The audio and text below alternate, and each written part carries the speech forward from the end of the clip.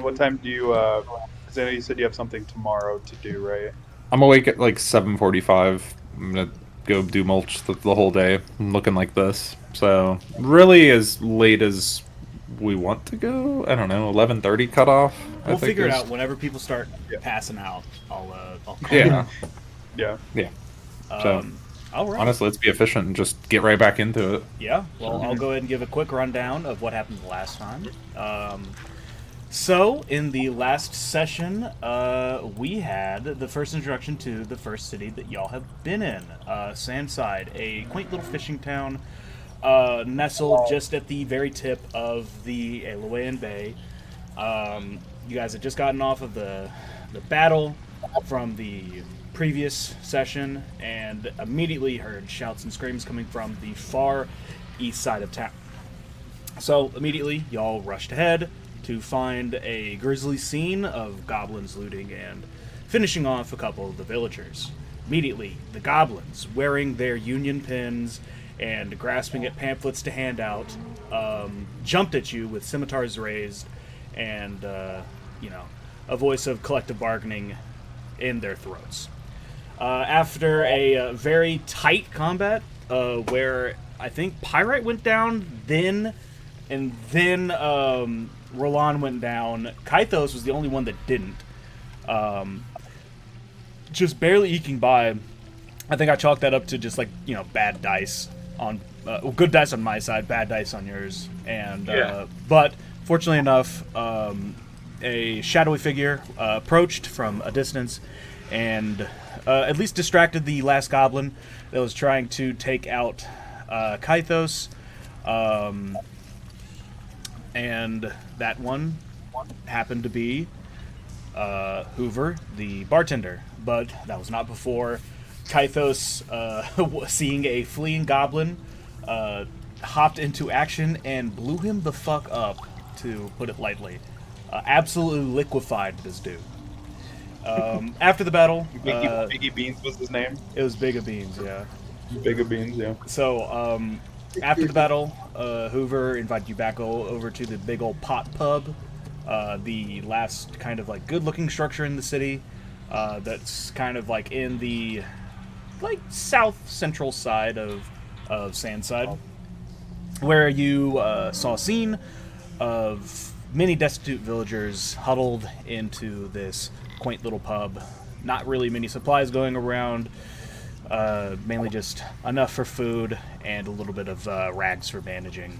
And Hoover, along with one of the just peasants of the town, Gideon, described to you the situation that has been occurring.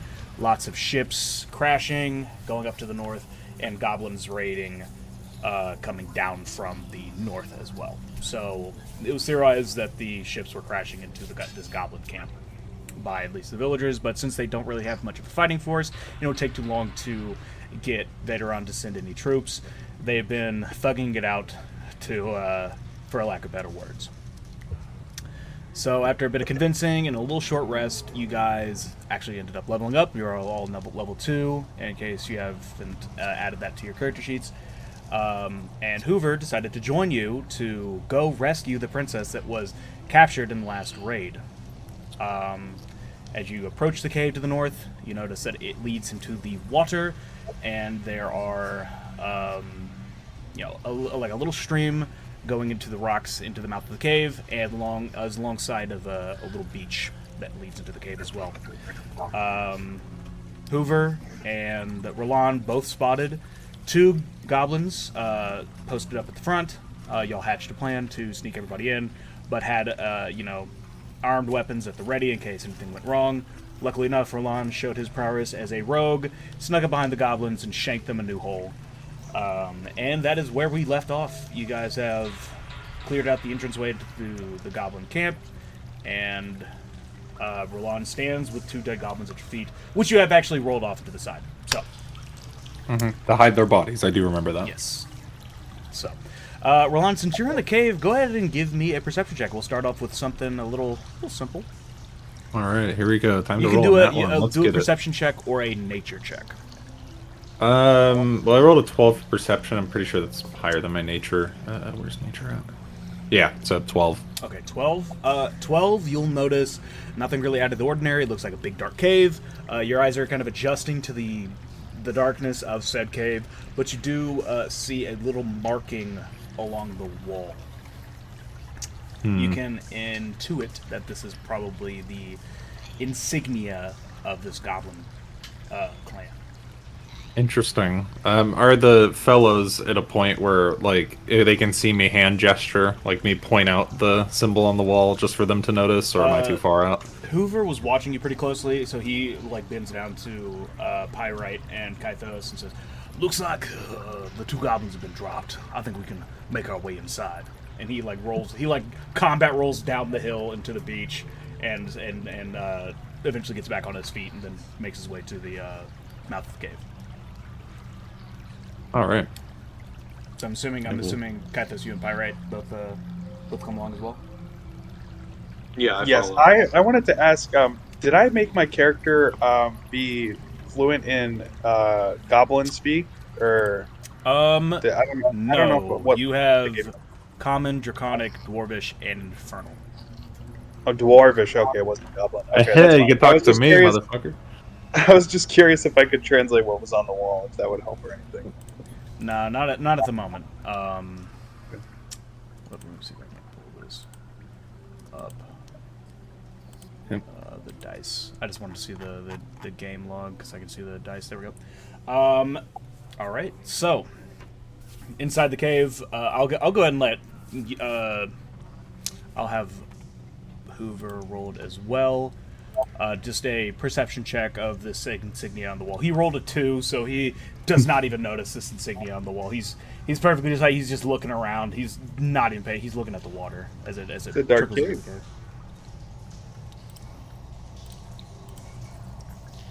cave. That's it. Pyra got a Oh, yeah. 10. Kythos, you gonna roll? Yes, sorry. Am I rolling a perception? Yeah. That is a 13. Okay, it's 16. There you go. Say plus 3. Yeah. So, Kythos, you would see that this insignia looks like an eye coming out of a dark hole with a thunderbolt seeping out of the bottom of it. Oh shit. I would like to let my crew know that this is a eye coming out with a lightning bolt. Whoa. Okay. I don't know what that means, but that's spooky. I'm gonna kill more goblins. Speaking of such, go ahead and roll an encounter check. So just roll a D. One of you, just decide amongst yourselves who's gonna roll. Encounter check? Yeah, Just a regular D20. it's just gonna be a D20. All right. 5 you- 5 and below, an encounter will happen. Rillan, Got would you like to roll?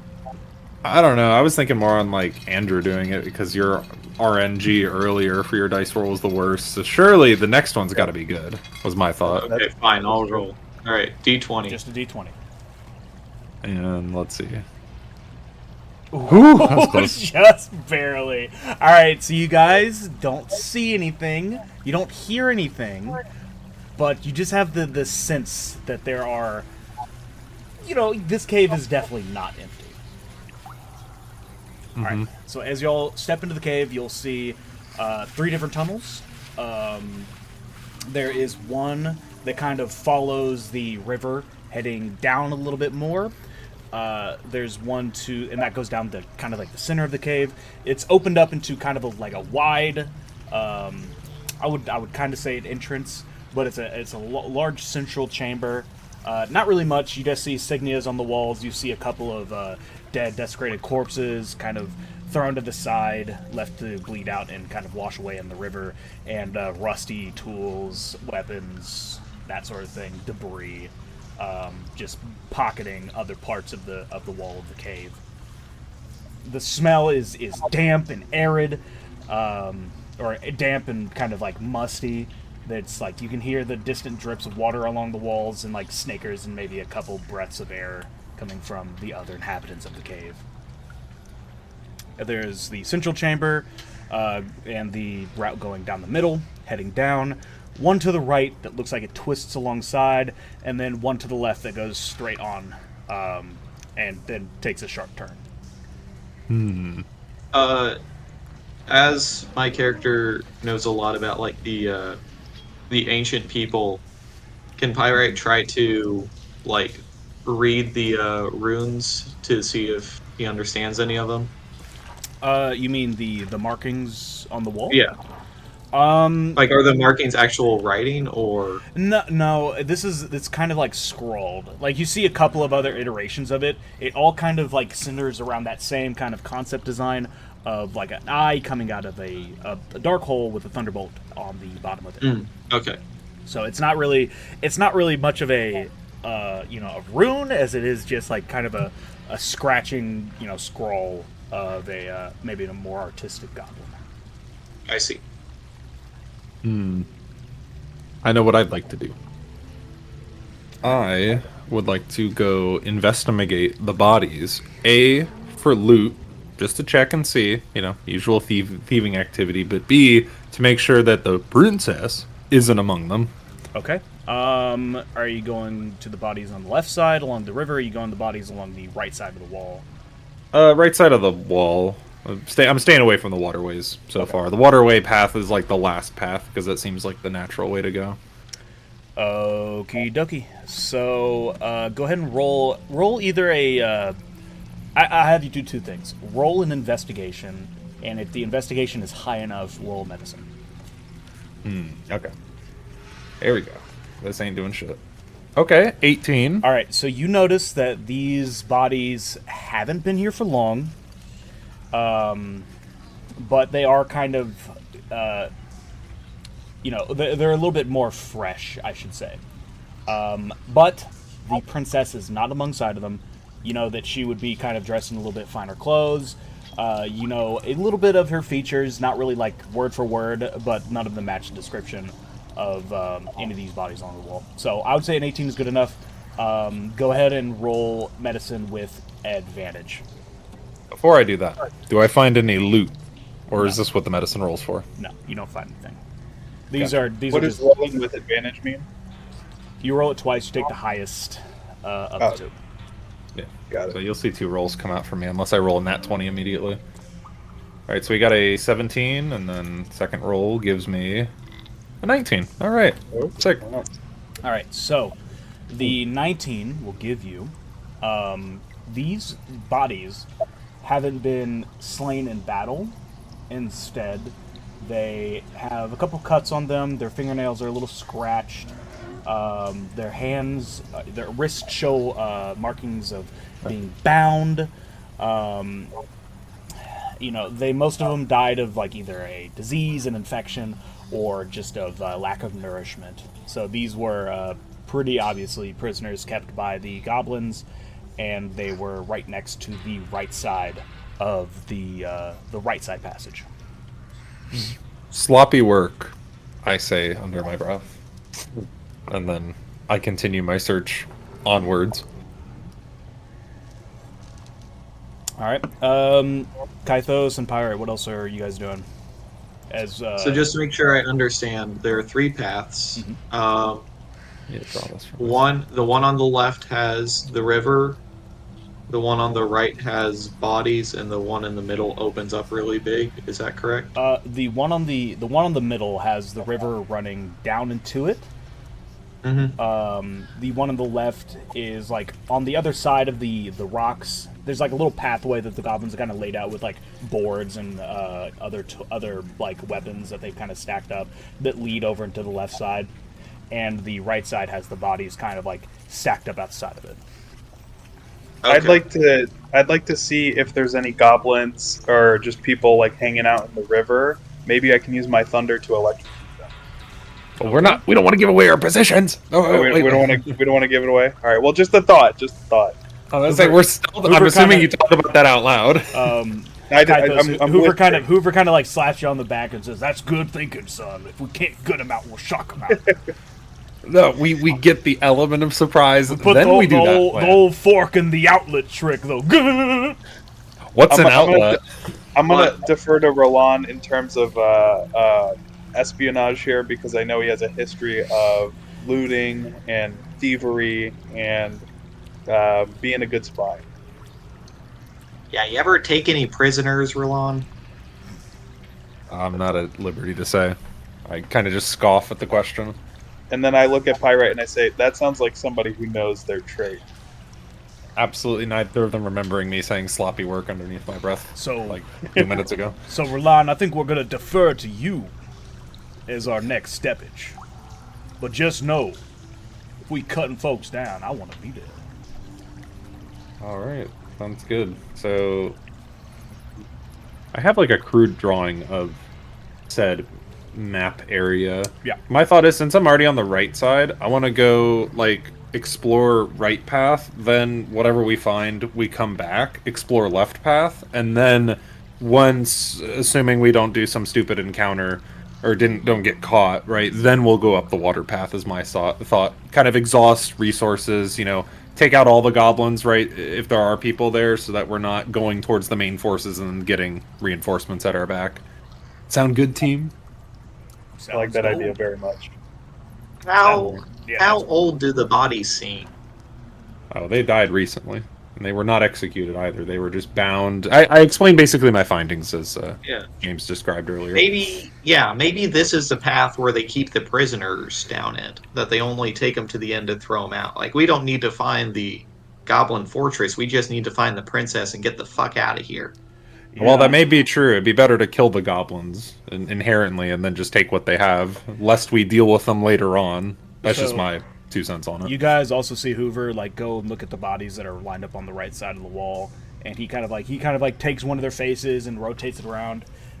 Says, "Yeah, I recognize this man. This is old Pete. He used to live on the outskirts. He was an old farmer. Yeah, that one's Bethy May. Another one. I'd say Roland's on the right path here." And you said there was bodies on both the left and right side, but not down like the middle path. Yes. I'm just drawing this for myself to have an understanding. I say we still go explore the right path first, just see what's down there, but stealthily, of course. Right, so how do you guys want to do the marching order? I think whoever's at the front, I will make do the first stealth check, but every what's the word? Sequential stealth check after that will be following in order. I've got a +6. So. Yeah. It says my stealth is at a disadvantage of +2. Dang. So maybe... Yeah, I think that as Roland has the history of being a thief and a sneaky sneak, that he should be the first one. Mm-hmm. I agree. I also agree. All right, so Roland, you lead the party. So as my understanding, is it Roland, Pyrite, Kythos, Hoover, or do you want Hoover to go somewhere in the middle? I'll take the very back. Yeah, I would say if you have disadvantage on stealth, we'll have you back in the pack. So Roland, Pyrite, Hoover, Kythos. Yeah. Okay. Alrighty, so Roland, you kind of put yourself low to the ground. There's not much light in this cave, so you mesh into the darkness and the blackness very easily. Kind of only seeing your eyes above your mask and under your hood as you sleuth along this path. After a while, you come across the caves start to widen. This pathway opens up a little bit more. Roll a stealth check. There you go. Here comes the nat one. Oh shit, 19. 19. Okay. That is above what I wanted, so that's fine. I'm not going to say anything else. Make a quick perception check as your eyes adjust to what you're seeing, and I'll lay out a couple details of what you see as this room's arch starts to open up. Ooh, dirty 20. So 17 plus 3. Rolling hot. Yeah, I'm gonna fuck up later. See y'all. The streak's ending after this one. It's good. It's happening now. So, Roland, your instincts prove you right. This is kind of a This is a prison area. You see a couple of shabby makeshift cages. Some of them, broken apart. Others have been made of stronger material. A lot of them just like reused chains, other iron bars that the goblins probably salvaged together off of ships, and maybe carts. Some of the chains still have human remains like attached to them, caught up in shackles and bindings, and you will see a couple of goblins in this room. And with a dirty 20, you'll see two asleep in one of the corners, and the other two are centered around a cage, poking sharp sticks into them. All right, well, I can see where this is going.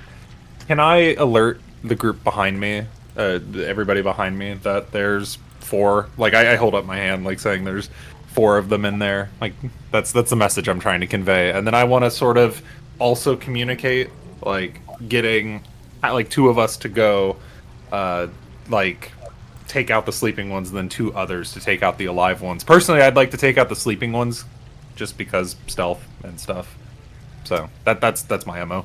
4 goblins. I go to kill them. I'll give you I'll just let you kind of like discuss with the party on what you want to do, and kind of and once y'all come to a consensus of what you want to like kind of like lay out an attack to do, I'll like go ahead and action that, have you make your rolls to see how you perform in getting it done.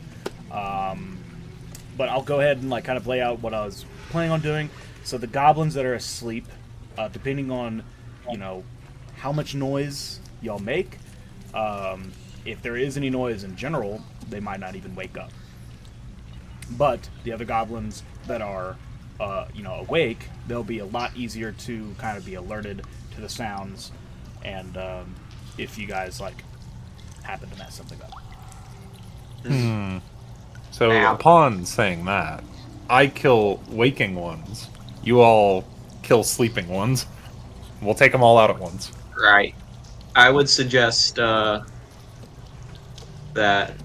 like, I go ahead and I draw my weapon and have it ready, but I'm still, like, staying in the darkness, and I, like, motion for Hoover to do the same, to just be on the ready should the attack go wrong or the sleeping goblins wake up. Hoover gives you like a quiet salute, and like kind of like gets low to the ground with his axe, like propping him up a bit. I'm not going to use my guiding bolt because I don't want to make too much noise. I'm going to take my mace instead here. Also, Max, I don't think you have any spell slots left. Oh, you can do it anyways. Womp womp. Oh wait, no. Since you leveled up, you have 1 spell slot left for the day. I will save it for later and use my mace. We're sneaking up on them. This shouldn't hopefully be that hard. This is the part where I start rolling ones. So. I mean, okay, so Max, I'll give you this as well. So you do have Sacred Flame, that is a at distance cantrip that you can always cast. It does not take a spell slot. Guiding Bolt is like using the missile launcher. Sacred Flame is like using the pistol. Okay. Sacred Flame you can use an unlimited amount of times. Like if we're in combat, you can Sacred Flame every time. Okay. With cantrips. Would the distance, like would the range for that be enough that he could use it on a goblin from here? So Sacred Flame is 60 feet. This cave is probably like 60 feet end to end. The 2 goblins are at the left-hand side, or the 2 sleep goblins are at the left-hand side, and the 2 awake ones are in the middle. Okay. All right. So, yeah, I think Kythos, you can just be ready to use it if Roland's attack doesn't work. Yeah. Yeah, I'm ready at a distance to Sacred Flame. Mm-hmm. So, all right. So I guess the idea would be that Roland rushes in, stabs the awake ones, and then goes and finishes off the asleep ones. If that doesn't work out, then Kythos will use Sacred Flame on the awake ones, and Hoover and I would rush the asleep ones who are probably gonna wake up. Yeah. Sounds good to like me. a plan. Sounds like a plan. Alrighty. All right. So, alright, Roland, since you're going to be kicking this one off, go ahead and roll a nice little stealth check. Here we go. +6. Don't fail me now. Don't And trip on your weapons. you guys aren't moving yet, a 14. Let's see what their passive perception is. It's considerably a low roll for me, but it's okay. Their passive perception. These goblins sleep with their eyes open. No, these are for the awake ones. Oh, okay. Let's see. Sorry, the character sheet is in a very weird place. All good.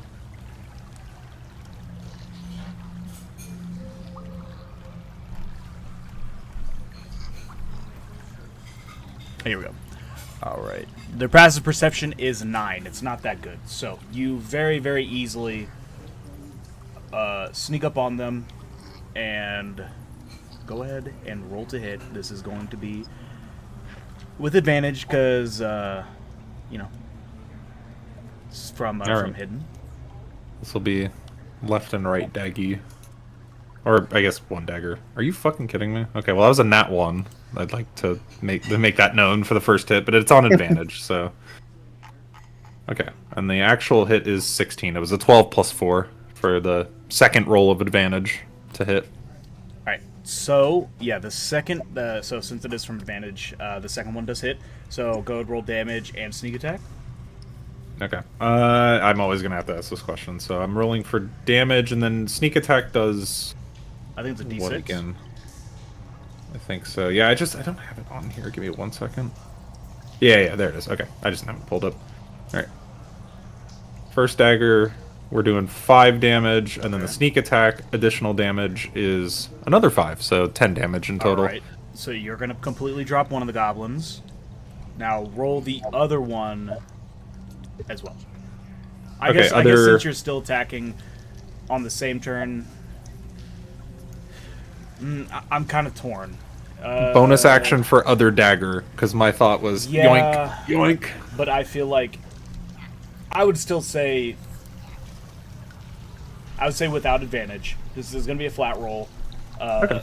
The goblin is going to definitely see his buddy get chopped down. So the first one was definitely you got the advantage. You're fine. This one you're going to be rolling without advantage, but you will get another surprise round. Okay. Still hit DC with the +4 modifier, or just a straight nat 20? Or straight 20? You would just roll with, I think, your dex. No proficiency. But I think that's Add still... your plus to hit. I think that's still... Like, on the button I'm looking at on... whatever, D&D Beyond, Yep. for dagger, it says my hit DC is a +4. I'm just clicking that, correct? Before I do What's it. your dex? It's a +2 for my I would say dexterity. it's a +2. Then. Okay, so I'll just roll a dexterity. Just for ease and sake. Alright. An 8. To hit, that is not going to hit. Oof. So you quickly, so you guys see Kythos, jump up, quickly just knife into this one goblin's neck. He immediately just pops like a tomato. And he goes to hit this other one, gets a little scraping, but not enough to actually finish the job, because the damage will carry over because of cleave. You guys will get a surprise round. I would say all of y'all can act right now, but just know if you move from your spot at this time or make any sort of action to do anything, you will have to roll a stealth check to make sure you don't wake up the other goblins. My stealth is really bad, so I'm gonna stay stealth. Could also launch your fireball. Yeah. I guess I could do that. Just know that this goblin is probably going to scream on his next turn. which will wake So the other either goblins. he can be on fire screaming, or just So, y'all do what you gotta Um, do. First up, roll initiative. Do you want me to roll initiative as well? Everyone roll initiative. Okay. all right. Hell yeah. Where's 6. Woo! It's in the right by your armor class, it's like right in the center. I see it. Almost read intelligence. 15. Damn. And I roll religion and pray for the goblins. Alright. Is that a dirty 20 or a nat 20? For on That's initiative? Nat 20. I don't have any initiative bonus.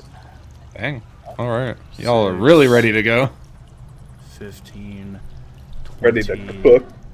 Does the nat 20 on initiative do anything? Yes. I don't know. It'll make you go first. Which Well, is I know that, essentially- but it's like, essentially do having- you?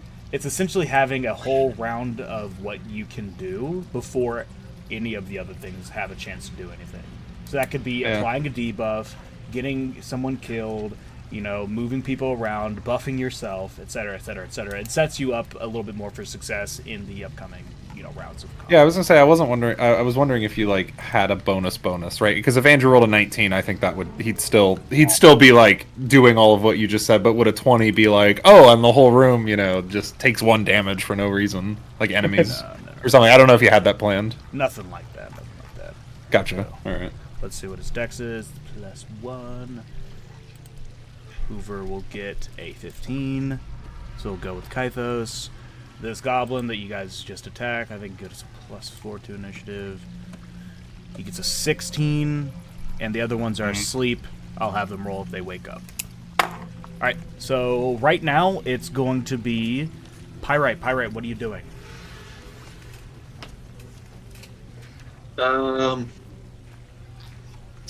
And I'll go ahead and switch up the I'll switch up the music. Goblin ambush. Ooh, I whole think- track just for this moment. I'm going to look at the guys still in the tunnel and just say Plan B, and then I rush towards the sleeping goblins. Okay. Uh, Alright, you're rushing forward, roll a stealth check. Here it comes. Oh, I'm ready to see that number. It'll be something real low, isn't it? Oh, for Yeah, fuck's let's do- sake! Alright, It's so a 1. It's a 1. This, He's actually screaming. with this charging attack, Pyrite gets up and immediately trips over a giant pile of bones and metal, like rusty metal daggers that the goblins have just passed to the side. You can still run, but the clattering echoes around the caves. You hear just a as Pyrite charges through them, shaking chains, shaking the binds that like have held bodies up to the walls. You shock Hoover a bit. He goes, ah! And that also echoes through the chamber. And both of these goblins will wake up, and I'll go ahead and roll for their initiatives as well. Alright. But am I able to reach them and attack all within my turn? Yes, they are within striking distance. Alright. All we could have ever hoped for a nat 1. Yeah. Once I've fallen, I'm just yelling as I charge them, like with my sword out. And I want to try to hit one of them with a great sword. Alright, roll to hit on. Alright, so these goblins, they're taking Damn. their union mandated breaks. You see that they both have their their lunches that their wives made them out of their lunch boxes, kind of like resting on their laps. Don't care, didn't ask. Nat 20. Nat 20 plus 5, I think is what Andrew rolled. I roll a 19 plus 5. I see that they have meals from their wives, and it just makes me angrier because I'm alone. Sour. Psychic damage. Add psychic damage. Are you going after the one that looks the most happily married? yeah. All right, so that's Which one has the where it's best like- wedding ring? The That's one where it's like hearts on the note. It says it's like you're gonna make such a great dad. yeah. There's Tim and Tony.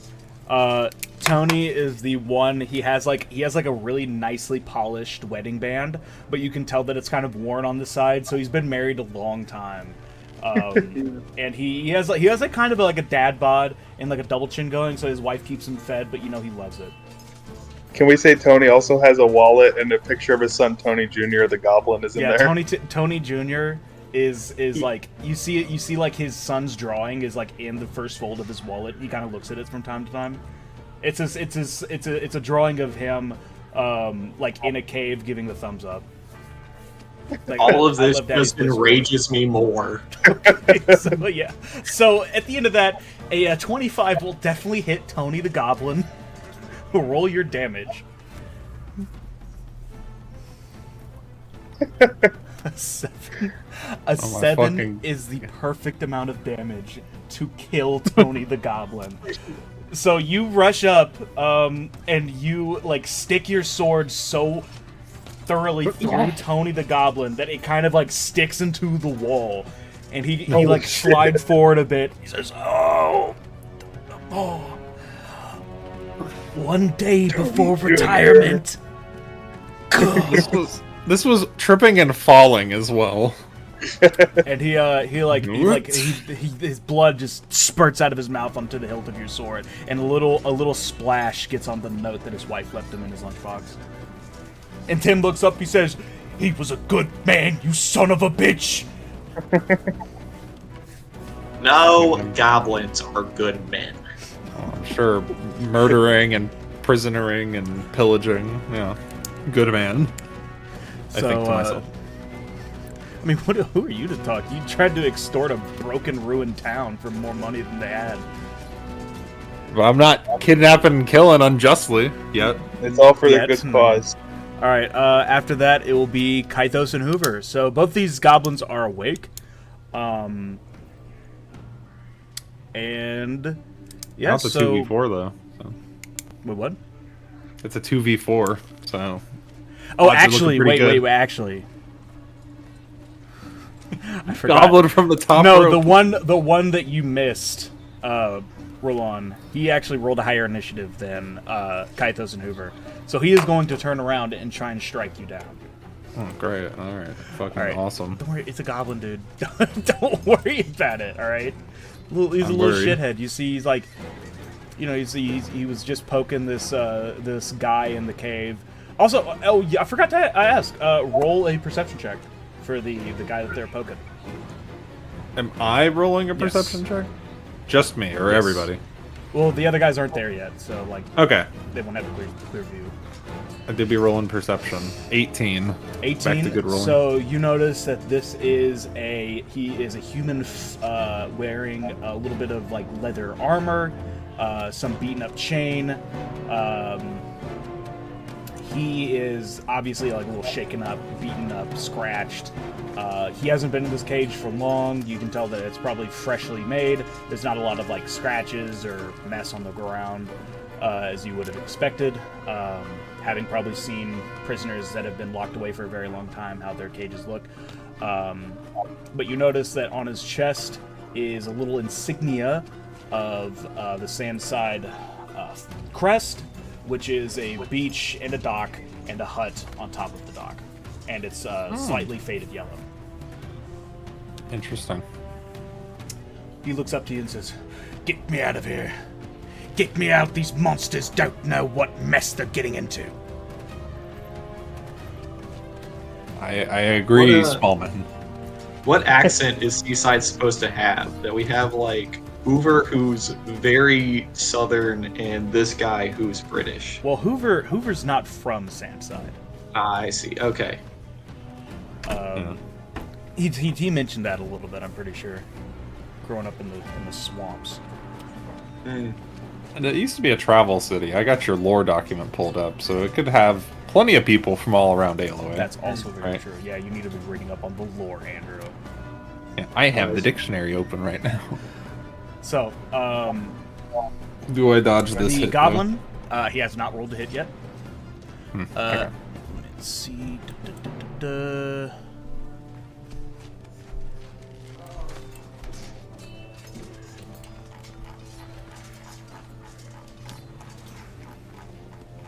I think they had like a +2 to hit, but I just want to be like double sure. Go and kill me. Yeah, +2.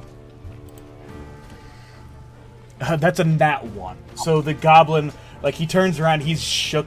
He has like a spray of blood in his eyes. He kind of like blindly like slashes out, and he kind of hits the cage and rattles it a little bit.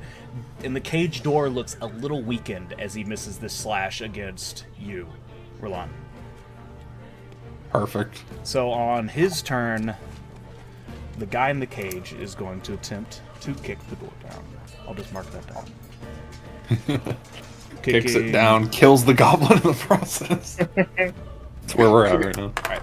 So now it's Kythos and Hoover. So Kythos, Hoover, you guys see that Tony the Goblin has been cleanly run through by Pyrite, slain thoroughly. Attaboy, Pyrite. Attaboy. Hoover gives you a big old thumbs up. He's like, "You're doing good." Yeah. Fun. Alright, yeah, so Hoover, I mean, he's going to obviously rush forward as part of the plan. He's going to try and go after this goblin. And he doesn't have to roll a stealth check.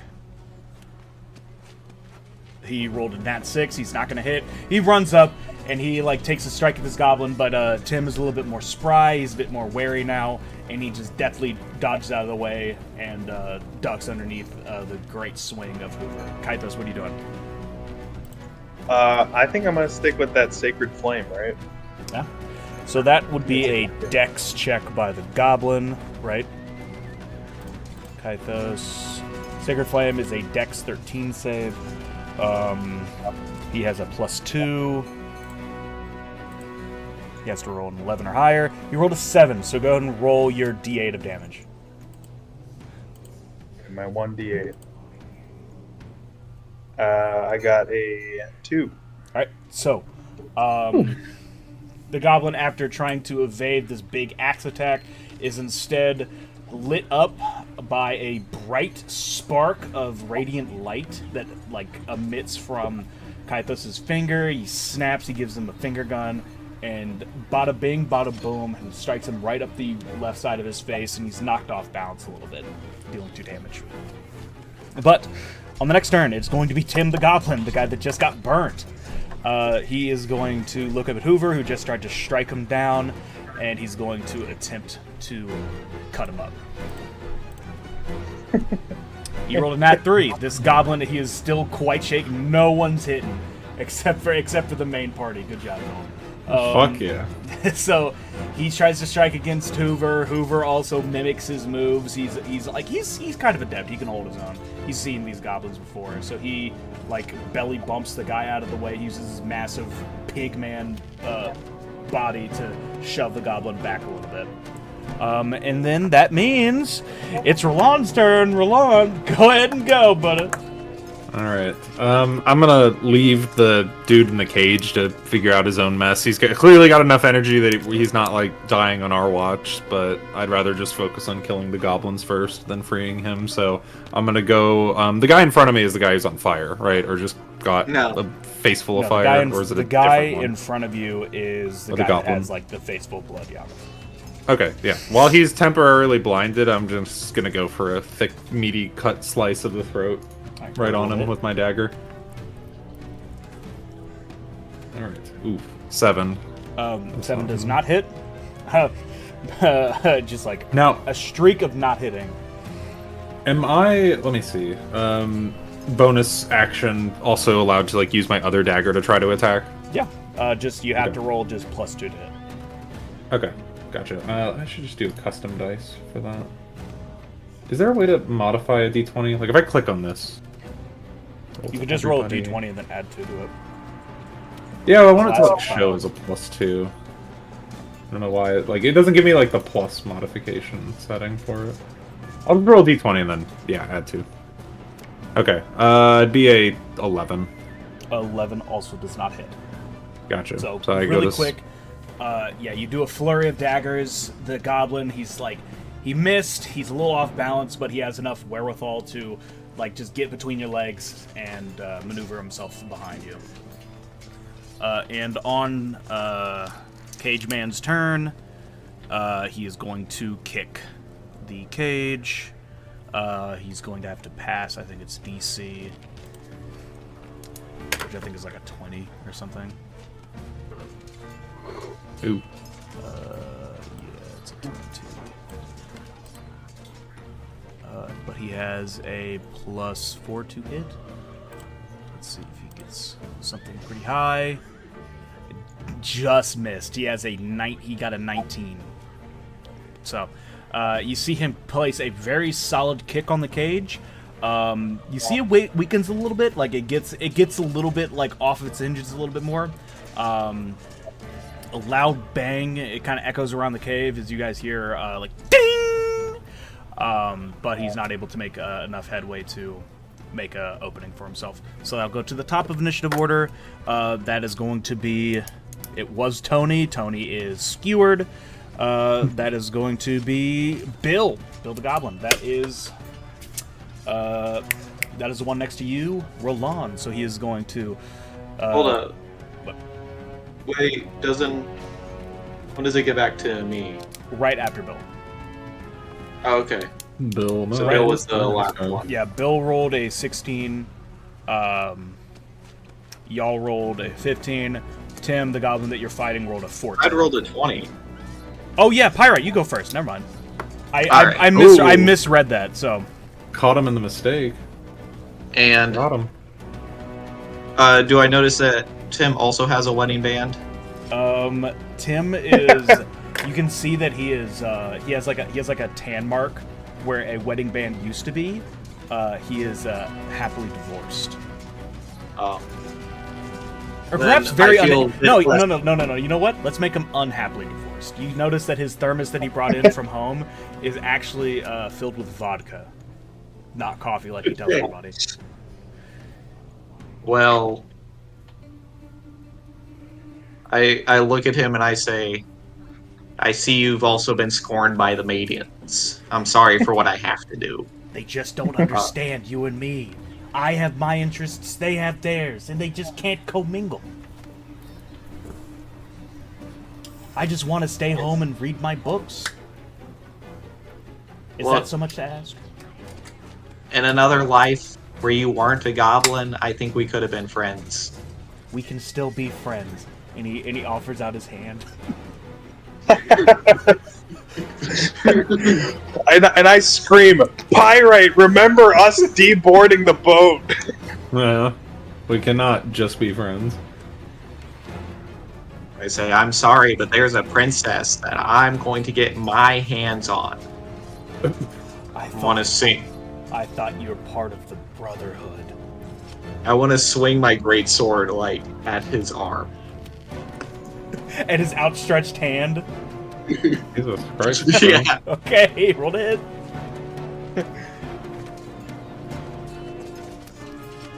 I'm getting the Luke Skywalker gift ready. All right. Does an 18 hit? 18 Oh. definitely hits. Probably. So for your Alright. damage, I think the only way you don't kill him is if you roll a 1.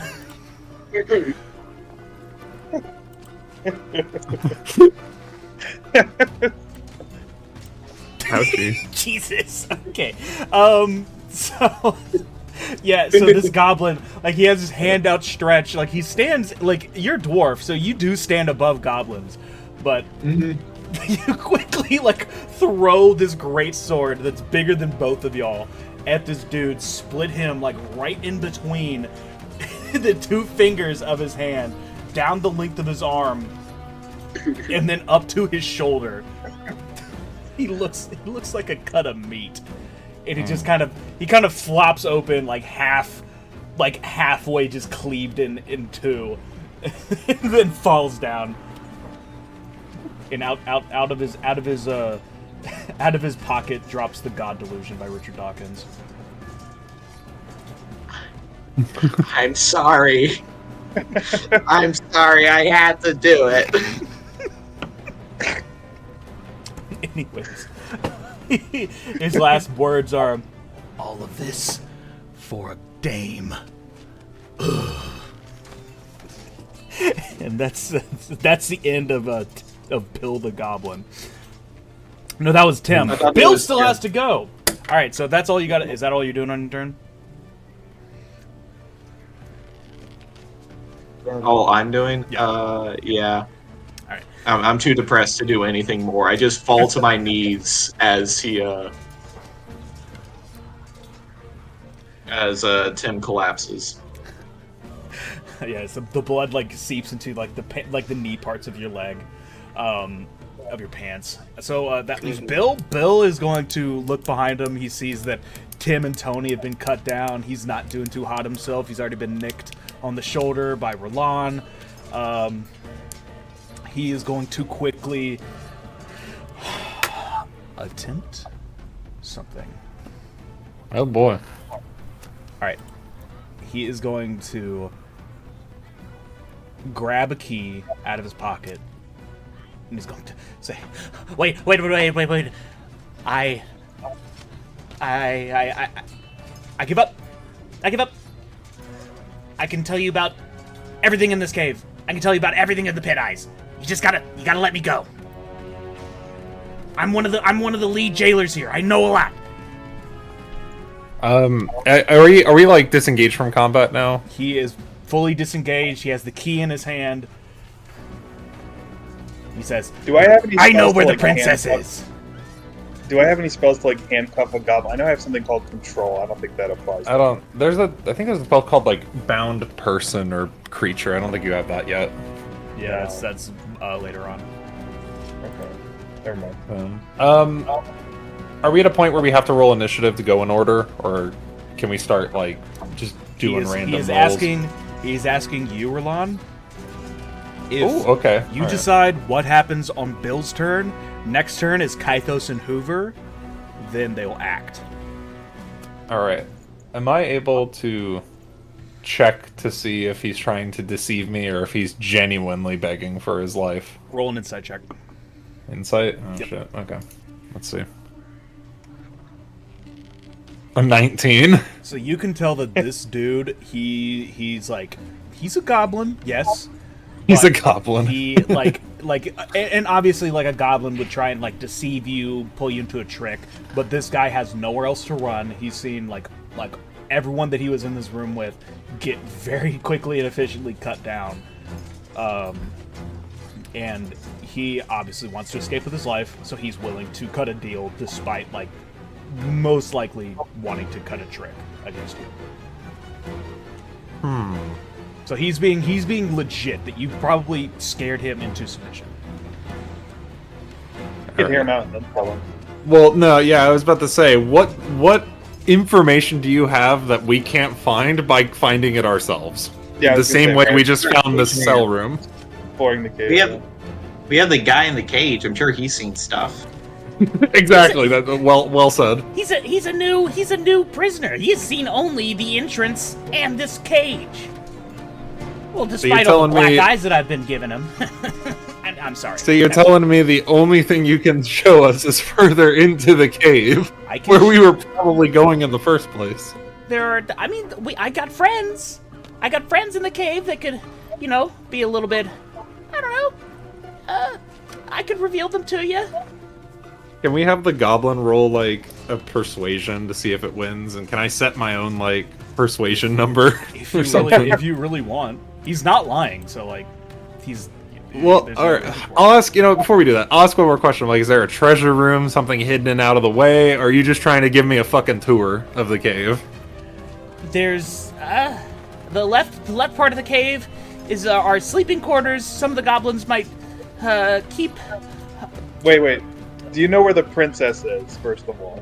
the princess. Yes, she was most likely taken to the main chamber with Dormish, our clan leader. Alright, that's all we need to know. Now we can kill this fucker. Wait, I can No tell you about treasure Dormish. room? I can tell you about the pit eyes. I tell you. Please No, don't. no treasure room, no bitches, no nothing. The treasure room is where Dormish is. The main chamber. All right, good, Guys. thanks. That's all I needed. I have Alright. an idea. All right, I think I'm this hearing guy you could out. be useful. I say, Alright. still really sad that Tim is dead. I'm hearing this idea out. Yeah, I could be useful. I could be very useful. I could be I think- the most. I could be the most useful. Let's You not- look very. You look very Yeah, lonely. no. He points to you. He points to you, Pirate. I can be very useful. No. I I got sharp teeth. can handle that just fine on my own. Look, you just told us where the princess is. I think we can figure that out. What we need is a distraction. So, what we could do is you're going to let this guy out of the cage. We're going to put you in the cage. You're going to wait 10 minutes, and then you're going to start screaming. And you're going to bring in all the goblins into here so that nobody will be next to the princess. And then we'll let you go. So you're letting me go somewhat free? I mean, the other goblins have the key to the, cage, right? Well, I mean, most likely they just break it down, but I have the key right here. Oh, we're gonna take that. Oh, okay. It's my favorite key. So the blowjob's off the table. For now. Okay. Alright. Pyrite, I would advise you to never trust a goblin. He can easily chomp you whenever he wants. Believe me, I would not. I don't believe you. Roll an That you insight would check. not. Me? Yes. 13. Maybe. Great, yeah, noted. Uh, So our plan is to trap this goblin in a cage and then just have him scream. Where are we gonna be when all of the goblin forces come up the main entryway? That's a good point. Like- You're very smart. Yeah, you should think about that. Where The are other you gonna be? alternative is Are you killing gonna you. be in the room with me? Are you gonna be behind everybody? You gonna be outside? I start my sacred flame in my hand, and I go, buddy, you don't want your ass on fire. Tell us where to hide while the goblin mom. I thought comes that's in." what you're figuring it out. I thought it's your plan. I was thinking what we could do is we could leave. So we're in the right side right now. We go back to the where it's split, and we go a little bit into where we came from. This guy here, Bill, is going to start screaming, and he's going to bring all the goblins who were asleep and were in the main room into this room. I could And call an then we can impromptu go- shareholders meeting. Right? Yes, do that in this room and keep it here for as long as possible. We're going to go into the main room. We're going to get the princess, and we're going to get out before you guys strike a new union deal. But you're going to be very persuasive, and you're not going to budge on any of your positions. How do we know that as soon as the goblins come here, he's gonna gang up with all the goblins and then turn against us? I wouldn't do that. That's a good point. I would never do that. Let's Roland, Pyrite, I think we've learned enough information where, see. we could handle this on our own without him. Roland, could you maybe loot Bill and see if he has any identifying information on him, if we know where his family lives? All right. I like that. I like Can I that. approach Bill to pat him down? Pat him, Items. pat him down. Go ahead and For roll a items. sleight of hand check. All right, You 19. fuck us, Bill. And so you see, you see a set of house keys to an apartment. Yoink. It's a I don't see them. I'm holding them. It's you see it's called Waterloo Caves. It's 12 Aeloway and Bay Drive. Yoink. I take that as well. You also see the keys to a Honda Civic. I'm taking those as well. Not my Civic. Yep, I'm taking those. No, my dad gave me that car. What's a car? Listen, Bill, you'll What's get on? what you want back as long as you don't tell this goblin mob that we're doing our business. Capiche? Right. Capuche. Right. Because if you go against us, we know where Sorry, I you don't live. speak We will Italian. find you, and we will kill everybody who matters to you. We will literally take a whole campaign day just to find your family. And we're not kidding. Not Little Bill. We don't really. Little Bill, Little the Bill. TV show. Oh, I have no idea what Little you're Bill's a talking about. star, but he wouldn't have his own TV show. He's still learning how to read. Little Goblin Bill. But yeah, I think he understands the position we're in, and I think he's gonna follow our plan for us. Okay. Yeah. I'll call the meeting. I'll call them all in. Yep. But only. Wait a have to minute. be- Hold on. What's stopping him from just screaming our location and where we're hiding? Besides, know where- like, We know where his family is. We're gonna kill them. Would Bill rather have his whole family die, or just some people looking for a princess get, I think he'd rather have his family live. Yeah. In fact, if Bill helps us, there's going to be a lot fewer goblins that we have to kill. This is good for everybody. It's true. all right, As you I guys are shoot. discussing this, Okay. you hear a rattling from inside the cage. Hey, are you gonna get me out of here? What? We're getting to you. Be patient. Sounds like you're Don't about to break- leave. I was just making sure I was seen. No, we're going to switch you I was with feeling we're gonna switch you very with Bill. invisible at the moment. This man was We are not going listening. to put Bill in your cage. Okay? Which means you have to come out.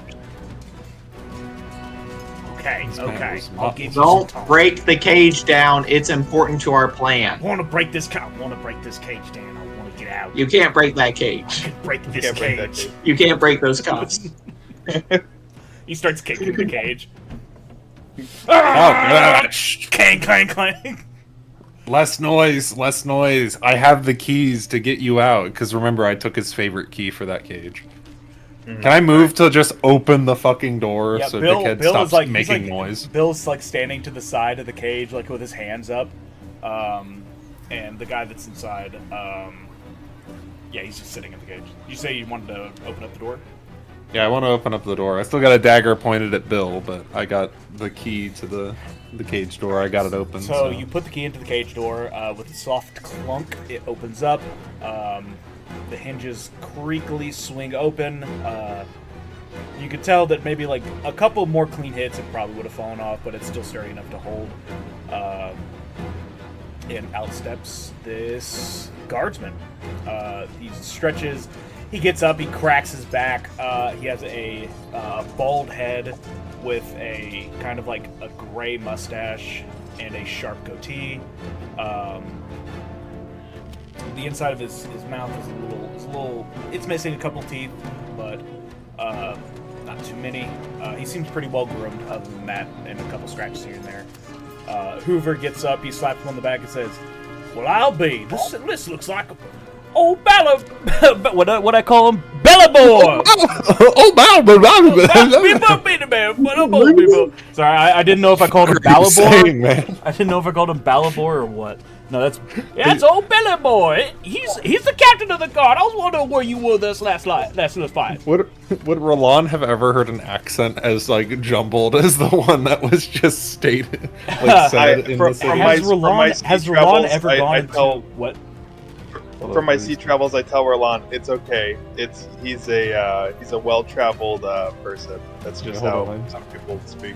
Yeah, I guess the only person that would know. I know. Wait, no. Pyrite would know. So Pyrite and Kaitos, roll a history check. Okay. -1 on this year. Only 17. 6 on this one. 17. So, Kaitos, Pyrite, your race studies have not gone that far enough, and to some of the less humanoid creatures, focusing more on the people that more closely relate to dwarves but aren't dwarvish. But Kythos, you being kind of like on the seas a little bit more, seeing a little bit more people cut here and come and go, you would know that Hoover is a pigman from Stunkhole Swamp. So the place where you'll see most of this kind of accent pop up is Stunkhole Swamp. I gotta say, Pirate and Roland, Stunkhole Swap. I've worked with a lot of longshoremen that have been, some of the hardest working people from Stunkhole Swap. And let me tell you, down by the bayou over there, you don't get any better crab boil than that. It don't get better than that, son. It don't I'm get, like it seething. don't I get just better wanna, than like, that. You know be what, done with this son? fucking You quest. just won yourself a crawdad. Here you go. Put that one down. And he gives you a crawdad out of his pocket. You've had that for how long? This one was a live one until recently. Look, We we can use can. this as a distraction later. You can associate with the bog monsters as much as you want later. For right now, we have a plan to do. So, Bill, get in the cage. Yo, whatever you say, whatever you say. How am I? Wait, so I'm going to be hosting the shareholder meeting in the cage. Yeah. Okay. If anyone asks, you're in there for protection against Pinkertons. That, and you were checking the inside for, stability. Well, structural for future integrity. Yeah, prisoners. we don't want OSHA poking around too much around here. Exactly, you got the right idea. Yeah. So I'll go ahead and I'll get to it. Screaming at the top of my lungs, counting down from 10 minutes. All right. So, We Roland- shake his keys as we're walking away. yeah, we got to lock him back. Not too loudly. Yeah, that works with me. You see Belbor kind of like pipe up. He's checking all the weapons that are piled up on the wall, and he pulls a long sword kind of out of like some ribs that have been stashed there for a while. Kind of wipes it down and says, "Quicker we get out of here, the better. I'm down for staving Princess LeBlanc just as much as you guys are." Money. I don't say that out loud. Yes, money. Hypothetically, Did he read my well, fucking mind? yeah, that is a good point. How large do you believe the reward / maybe ransom for the princess would be? Well, considering that her parents are probably one of the most wealthy individuals, if not most socially prevalent individuals in all of Aeloway, I'd say it's pretty high up there. I wouldn't exactly put a number quantity to it, but I mean, But they will. if you put her up for ransom, like that's some dangerous business. You ain't thinking about that, are you? No. As long as the reward number's high, as you assured us it would be, A reward for what? for getting her back. So basically just a ransom before ransom. No, we're doing this out of the goodness of our hearts, and they are going to give us money out of the goodness of Roll theirs. deception. I just watch from afar, watching what the fuck he thinks he's doing, being a semi-experienced criminal. What was the roll?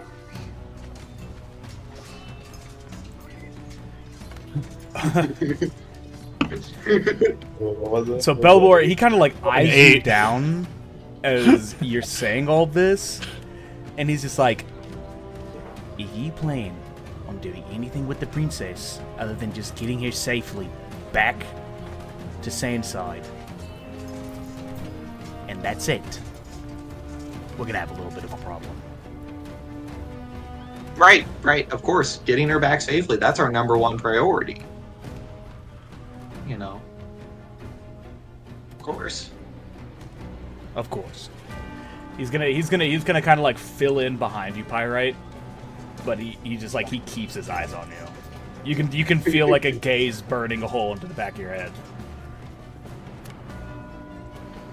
Alright, so I make a mental note that if our plan goes sour and like we don't think we're gonna get a reward, we have to get rid of this guy too. What was his name again? Bellabor. Belibor. Is this one of the friendly NPCs with us? I don't know if we want to do that just yet. Not right now, just like once we get out of the cave, I'm making a mental note is like, okay, then we start thinking about how we're gonna get our money's worth. Okay. All right. Right. So, I nod my head at Pyro. you hear Bill from behind you just say, 162, 163, 164, 165. All right, we better get out of here. 166. All right, we gotta go. We gotta go hide. So, you guys make your way out of the cave, back into the central area. You know it's been probably about like 3 to 5 minutes since you've locked Bill in the cave. What are you planning on doing? All right, let's go find a hiding spot somewhere near like the main entrance, right? Like where the river kind of extends down. I think James has got us on a timer, so we gotta talk fast. Like find somewhere high, like a really, really good hiding spot, like almost in the rocks. So when goblins pass by, they're not even looking at us, right? We just stay there for 5 minutes, then we go in. Yeah, closer to the front of the cave than like towards the main entrance if we have to. Yeah, depending on where the mob goes. Yeah, just somewhere where we can hide. So I would like to go investigate for that kind of spot. So you're just planning on hiding it like near the mouth of the cave. Mm-hmm. Yeah, sort of like close enough that we'd be able to hear the goblins as they go by, but Enough to where it'll be easy for us to slip by once we know that all of them have passed. If we could just find the equivalent of a good hiding spot within the time frame. All right. Go ahead and roll stealth as you guys hide down into the rocks outside the cave. Are we all rolling stealth? Yes. Let's see how this goes. 4? All right. 14, 15, 19. Damn. All right. And since I don't want like any of the NPCs messing up any of the stealth rolls, I'll just have them go off of what you guys roll. Gotcha. Alright, so 14, 15, 19, both of those are better than the passive perception. I'll go ahead and... Okay, so you guys roll... roll 3 luck checks, and you're going to want them to be low. So roll 3 luck checks, and if they're below a... Let's say if they're below a 14, the goblin won't do a active perception check. Where is luck? Make All, it, so are we doing... doing 9 rolls in total? No. Each of you make 1 roll, Okay. and it's just going to be a luck check. And for each luck check that you get above a 14, I'll roll an active perception check for one of the goblins to spot you. all Gotcha. right. Do we want it to be a lower? Yes. All right. So all And of us so- roll d20s, right? Yep. Okay, 3 times. Yep. No, No, just just- once. Just once for each of us. Yeah. Okay. All right. Ooh. 3, 10, 19. 19. So Oh, no. one goblin will make a perception check. They only have I think a +2 to perception. Whom are they perceiving, though? They're perceiving one of y'all. Oh no! And since that was Kythos, I'll go off of Kythos' stealth roll. Which was a 19. And Or no, my dude, my stealth was a 14, sorry. he got an 18. My luck was a 19. Alright. So, Oh, Kythos, your tail was sticking up, kind of waving in the wind a little bit. One of the goblins, like, holds his hand out, says, Hey, boss, we've got a little bit of a problem over there. Let's scope it out. and he Try to hide my grabs the 3 goblins that were checking for y'all, or potentially could have checked for y'all, and he starts to kind of wander over to the mouth of the cave. What are you guys gonna do? They've only noticed Kythos. I'm gonna do something. Has Bill started yelling yet? Yes, that is what drew all the goblins to the front of the cave. Okay. Should I just So- run out of the cave and have them chase me while Pyrite and Roland just keep the mission going? I mean, that is an idea. Um, Make a decision, guys. They're coming closer. I'm gonna- fleeing. I'm fleeing. You guys. no, are no, setting no, up. no, no, no, no! This Don't do guy- that! Don't do that! I this think guy might be a tiefling trying to hide in us. I think we should just all gang up and kill them. Surprise attack.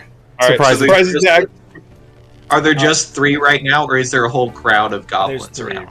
right now. Let's All end right. them quick.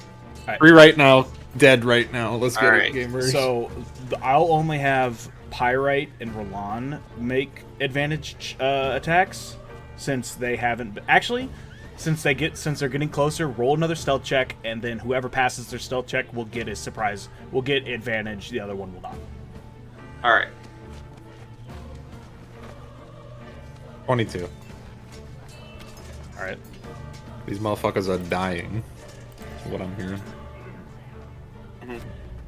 Pyrite, what'd you get? It's like a 16 I got or an 16. 18. You got a 16. That would beat. Let me roll 3 perception checks. You said you got a 16 for the stealth? Mm-hmm. Yeah, they both fail. So both you and Roland will get advantage on these attacks against these goblins. So roll Hell yeah. Okay. Roll to hit. Do you want us to go in order? Do you want, like, Andrew to go first? No, just since you I've and got more Andrew will complicated go first, and then we'll roll initiative, and then we'll start combat. rolls? Okay, gotcha. Alright. I'm gonna roll to hit with the first dagger. Oof. An 8 for the first roll. It's not hit. And then the bonus roll I'm gonna do with a +2. That one's a 14, A 14 for the bonus hits. action attack.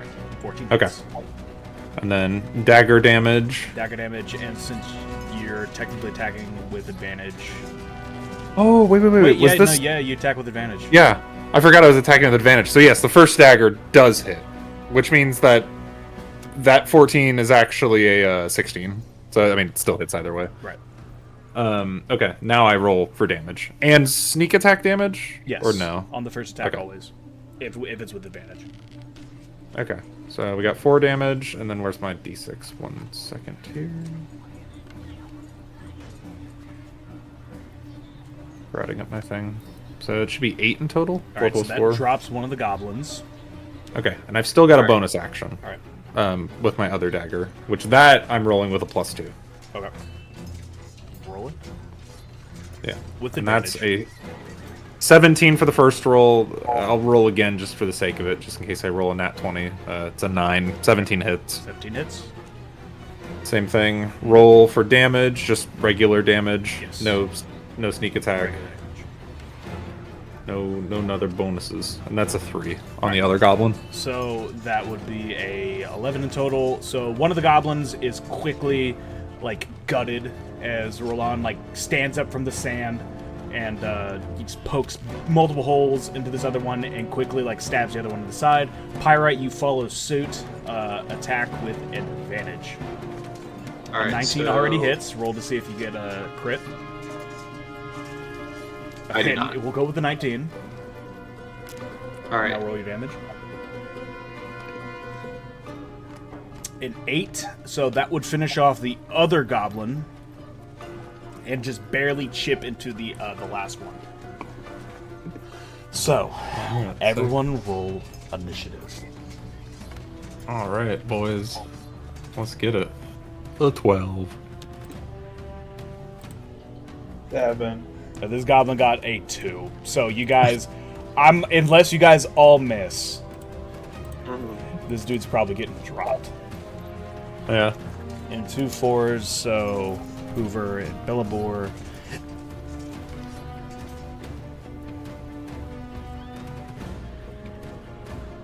And Gob. The guy is a mega dick down. Alright. R KP. 6. Bellabor gets 8. Gobbo gets 4. Roland. You guys actually didn't roll that high.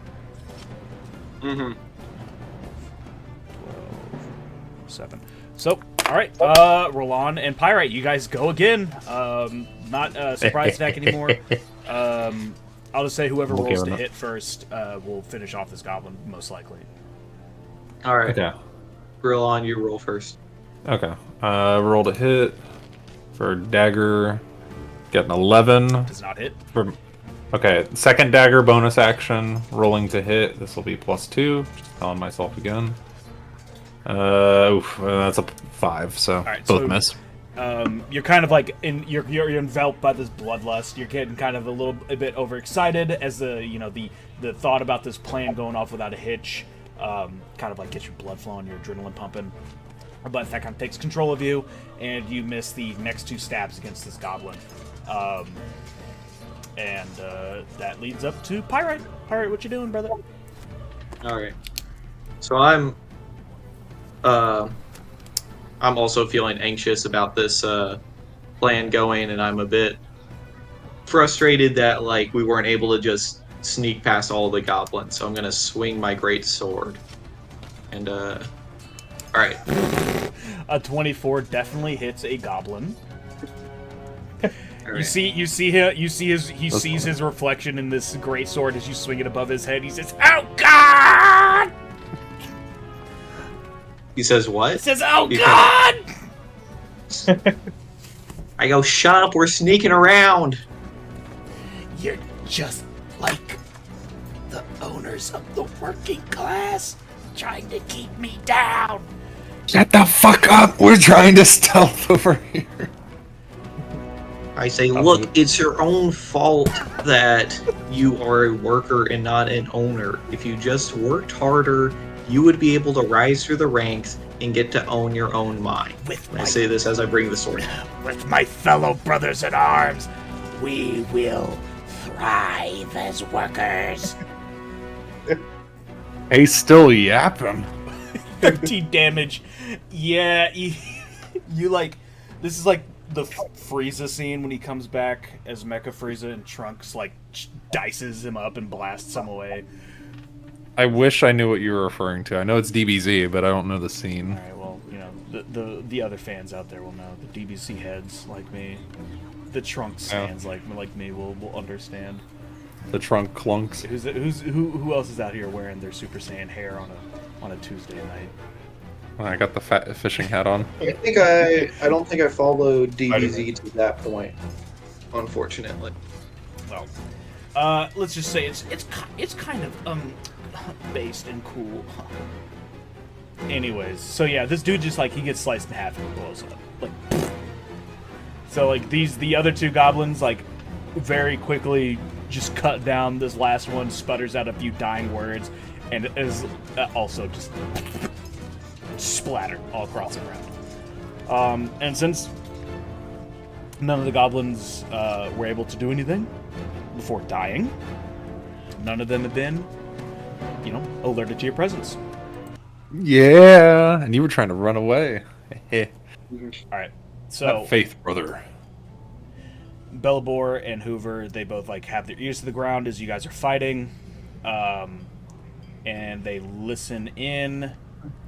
And Hoover looks over. He says, "I think I hear that caged goblin we had. He's still chatting up a storm in there, but don't hear too much from the other parts of the cave."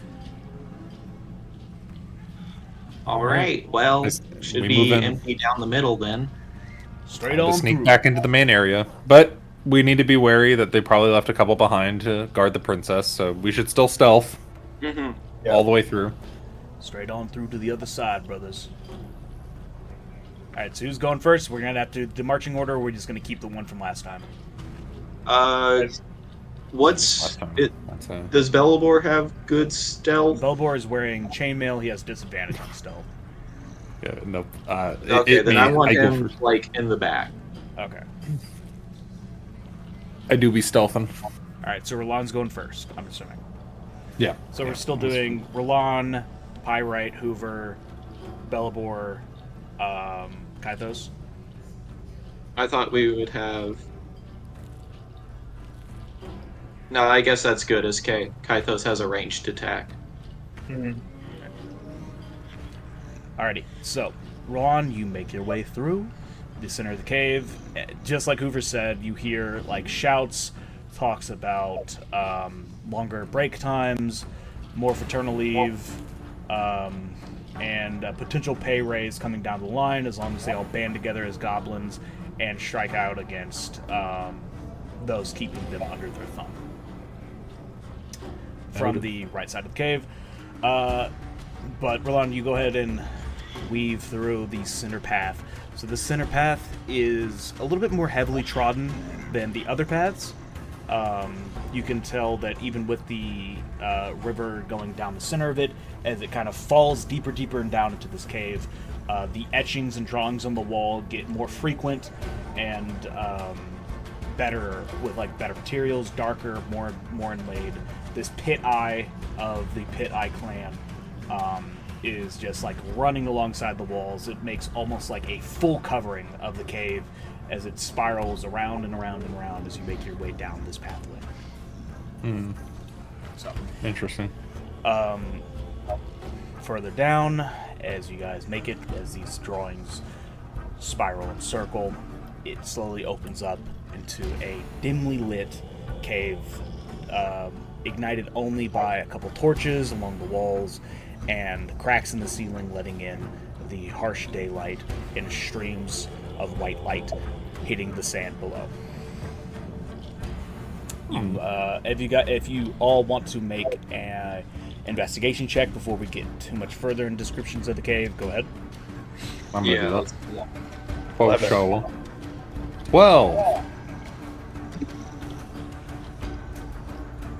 Or You guys don't really see too much out of the ordinary.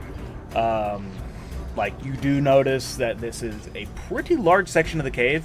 A couple of better goblin loot, like kind of in crates along the wall.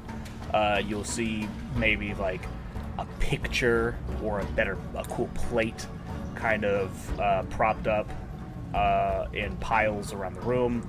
But you'll definitely notice a large seashell throne made of large fossilized rocks and shells sitting in the far back of the room, with a large creature sitting on it.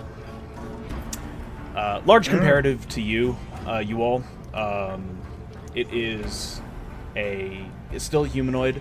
He has gray-blue skin, sharp, rough scales, a kind of a tail wrapped around the right side of his body that has 2 fins on it.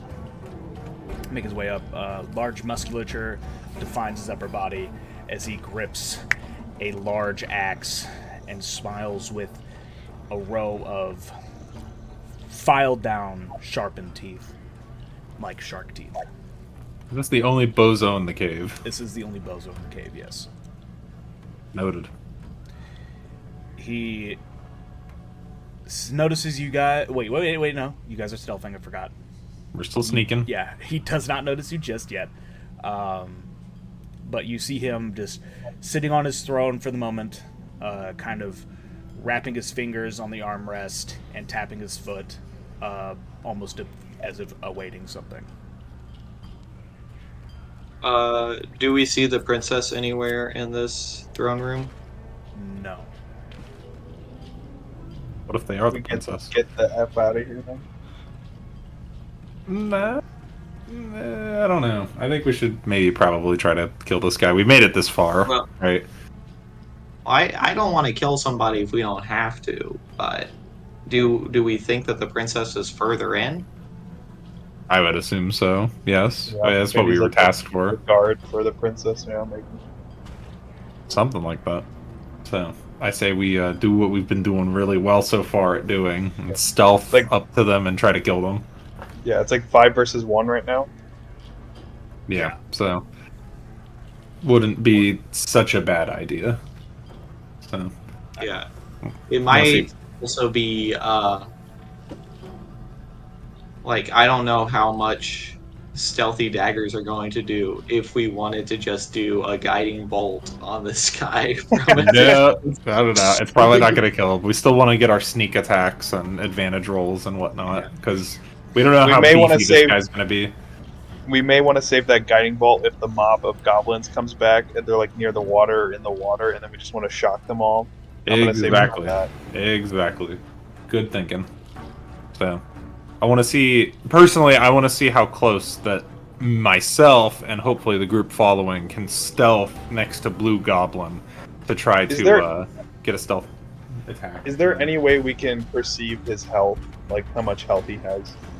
No. Okay. Noted. Alright, so if I'm leading the pack, I'm assuming I'm following the path that's like the most stealthy to get behind him. Because my thought is like get behind the throne and do the good old reliable mixed stabbing.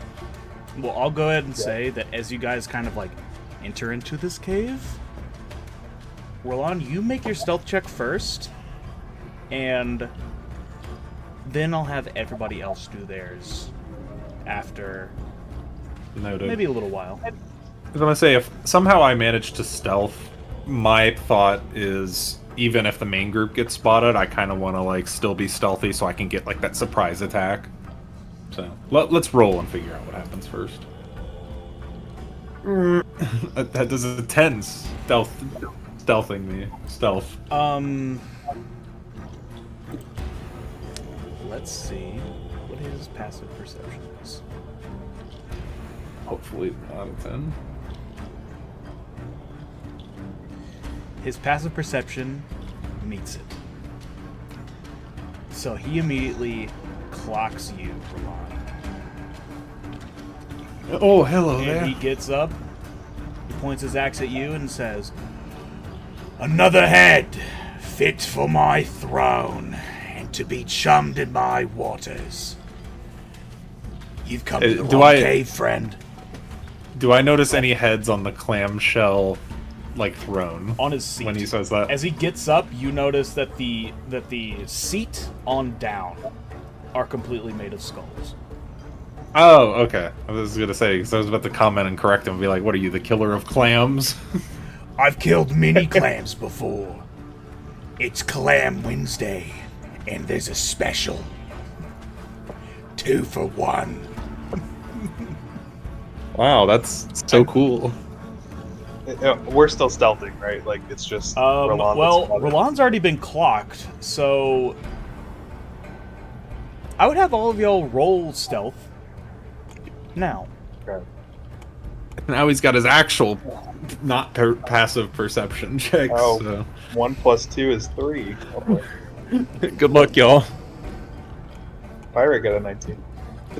Oh God, we're reversing rolls So here. Belbor and Hoover are going to get up and like brace against Roland, like stand up in front of him.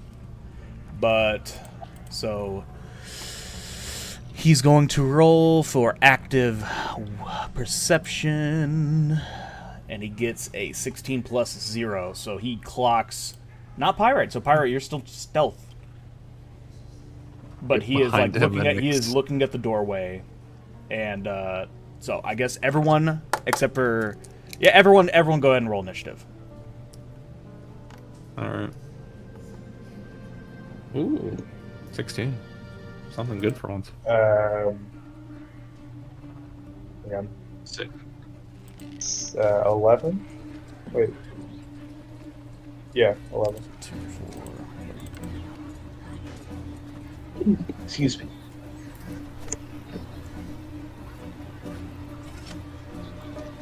And 18. Alright, what did everybody get? Alright, so 16. Do you guys mind if I take just a little bathroom break really quick? And also I gotta call Claire, let her know goodnight. Sure thing. You guys want to just take a quick little break-see here as I get this Yeah, initiative set up? Yeah, I think a 5-minute break would be good. I'm Okay, down. I'll be back. Sounds good. I'll be Bing chilling right here.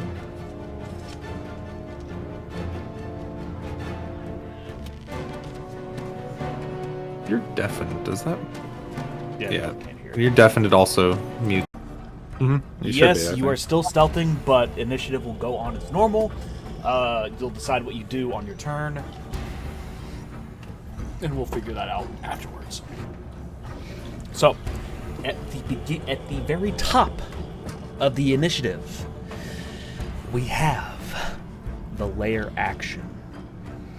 Now, I don't know if you guys have ever interacted with a lair action before or legendary action before, but boss creatures and some special creatures have sort of special abilities that they can act with throughout the throughout the battle, depending on the initiative round and depending on like when certain things trigger. So layer actions are kind of like things that happen at a certain point in the battle that aren't like activated by anybody, that kind of just happen, and special things happen. So I'll go ahead and describe it. A layer action right now is, let me look at my notes. What does he have? What is he going to do? Boss fight. There we go.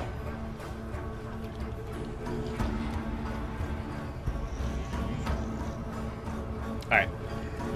So, Dormish is going to raise his hands up into the air, and you'll see from the sides of the cave, water starts to pour in, making the ground that you're on difficult terrain, having your movement speed, and giving him advantage on dexterity saving throws, and giving y'all disadvantage on dexterity saving throws. Oof. Are his toes also touching the water? I mean, he's on his throne right now. He hasn't moved. But no. Gotcha. I'll remember that when we have a certain someone But that you guys can are cast all in the lightning water. attacks. You guys are Okay. all in the water right now. Gotcha. So, that'll be the lair action. If you guys need to do any dexterity checks or need to do any movement, have it. And with disadvantage, that means that you guys will have 2 rolls. You'll take the lowest one. Gotcha. So, the first action will be Belbor. Belbor, seeing that he's probably not going to be able to get up to the throne to hit him, is going to take out his short bow and attempt to hit this man. He's going to roll to hit. That is a nat 2.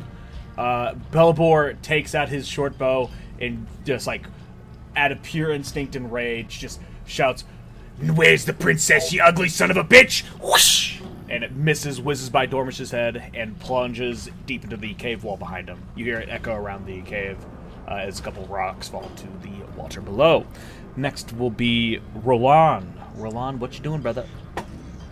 How far am I from Goblin Dickhead? You're about, I would say about like around 60 feet away.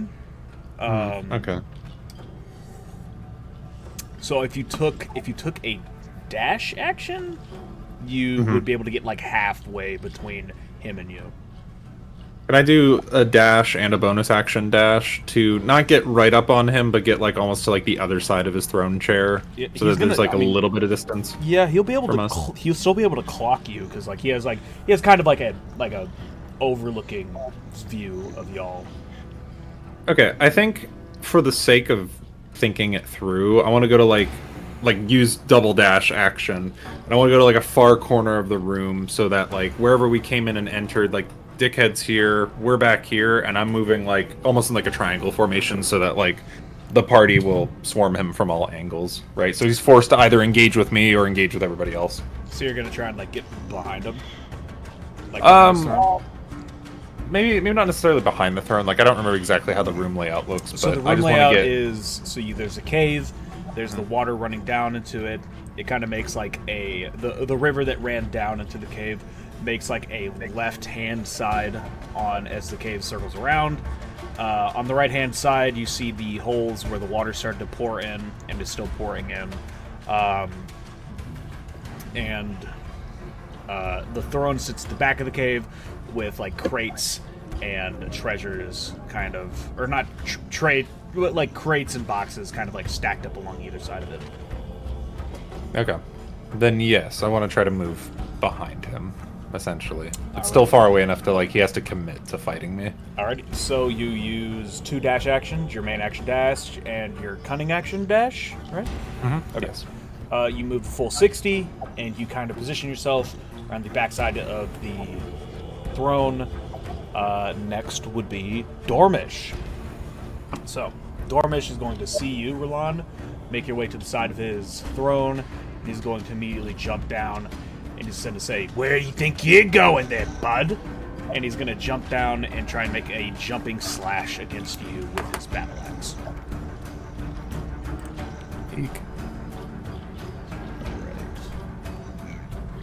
So Dormish has a +5, and he's going to make 2 attacks because he has a multi-attack.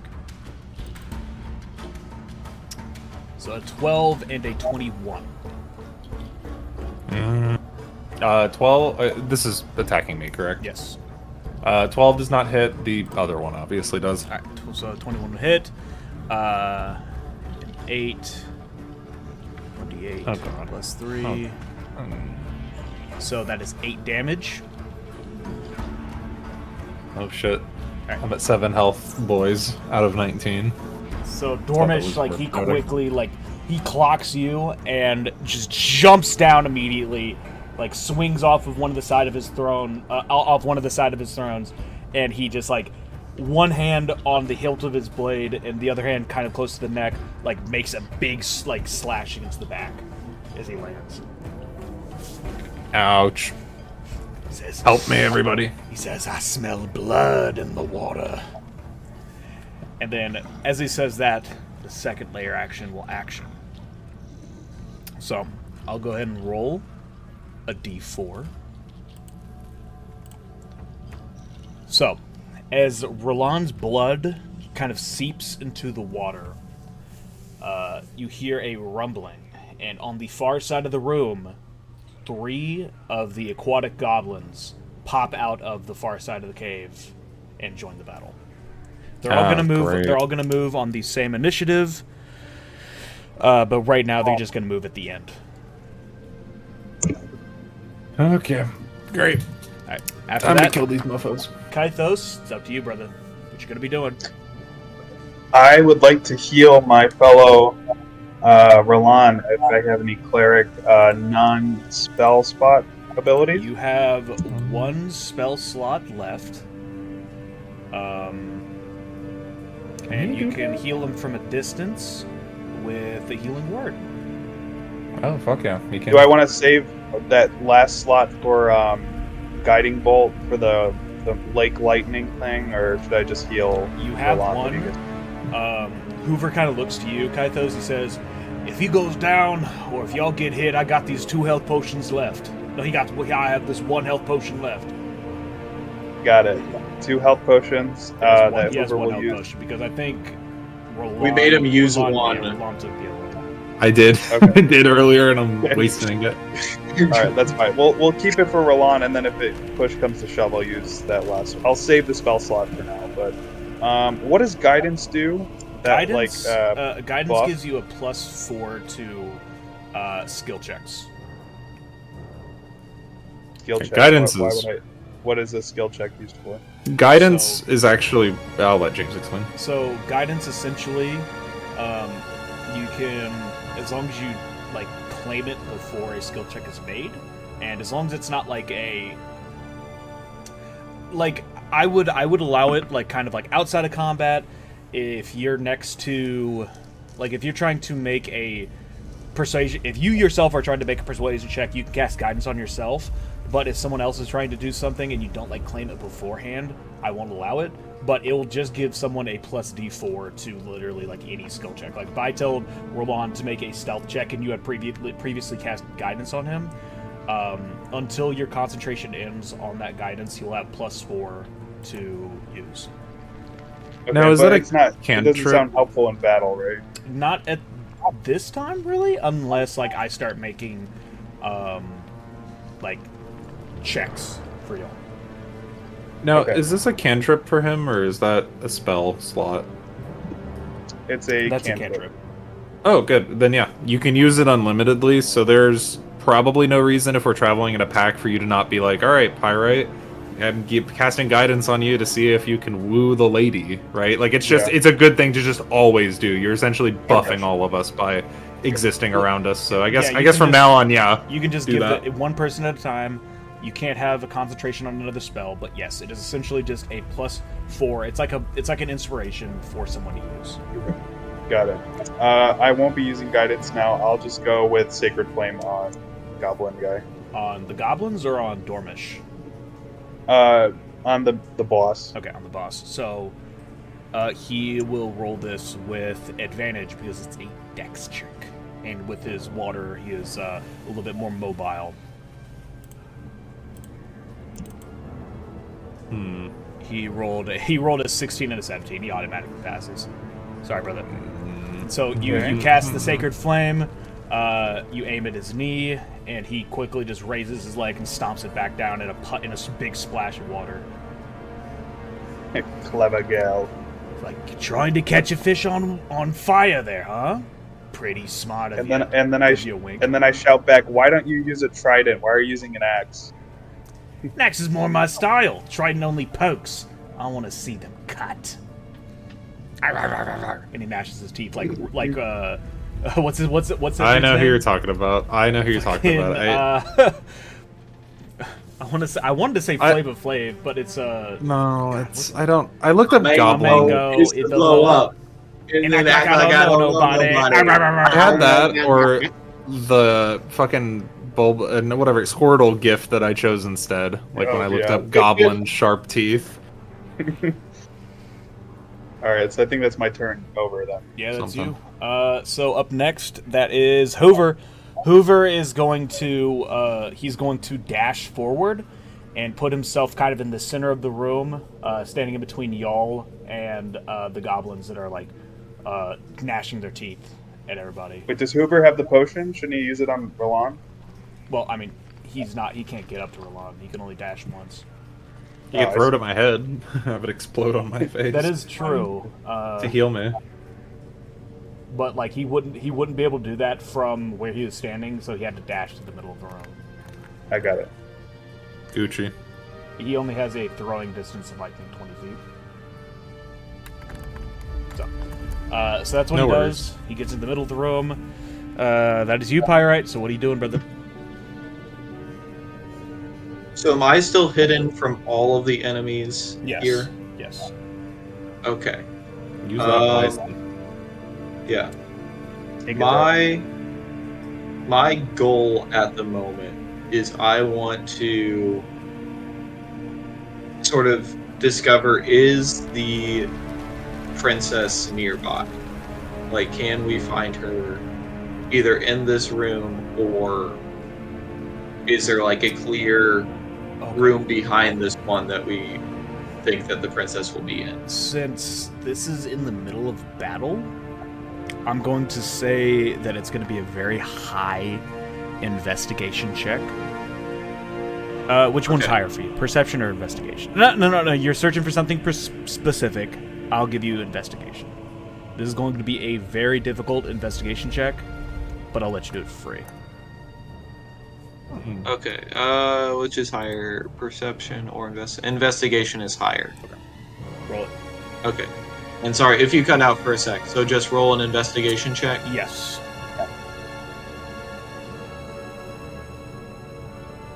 All right. Yeah, not gonna do it. So you quickly glance around the room. The sea salt is kind of getting into your eyes as the room started to fill. It kind of like threw your senses off. The smell of like rotting sea gunk and like old cave water, stagnant cave water fills your nose, and your eyes start to water a bit. You can't really make out much about the surroundings of the cave. You're just like kind of like caught up in all the sensory overload. Okay. Follow-up question. This guy that we're fighting right now, is he like... He's the boss of the goblins. Yes, so you remember Bill? You remember Bill the Goblin? talking Yes. a bit about Dormish and the Pit Eye clan. He had a little bit of notes to say about him. Just that he's the leader. He sits over the treasure room, and other than that, like you know that he's probably the strongest out of the goblins, the Pit Eye goblins. Okay. So I'm making a note to myself. I think all of the goblins have unionized against this guy. I don't think they like him very much. No, they're I unionizing wonder if there's. against a different force. He's kind of like the head of the union. You see that Oh, like God, on yeah. the back of his throne, he has like, you see like a couple of things. Like he has like new T-shirts for the union members. He has lanyards for them. A couple forms. He has the dues box. He also has a pamphlet for the weekly bingo night, a board game night that happens bi-weekly. Like he's making sure that the community is feeling kind of rallied against, like for him, around him. Okay, shoot. Well, that gives away my plan. I was going to turn the goblins against him. No, the Goblin Union is a Goblin Union for goblins.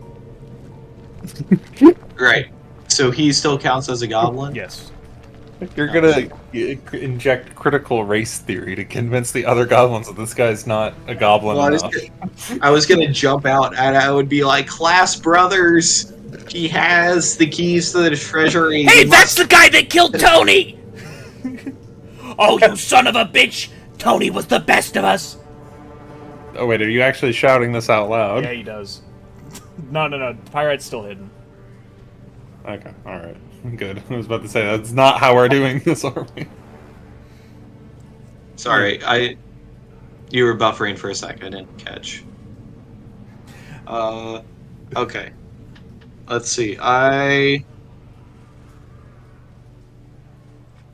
If I'm still hidden, I want to take advantage of that. So I want to try as best I can to like try to sneak up on the Dormish. All right. Just so you know, you do have half speed because it's difficult terrain.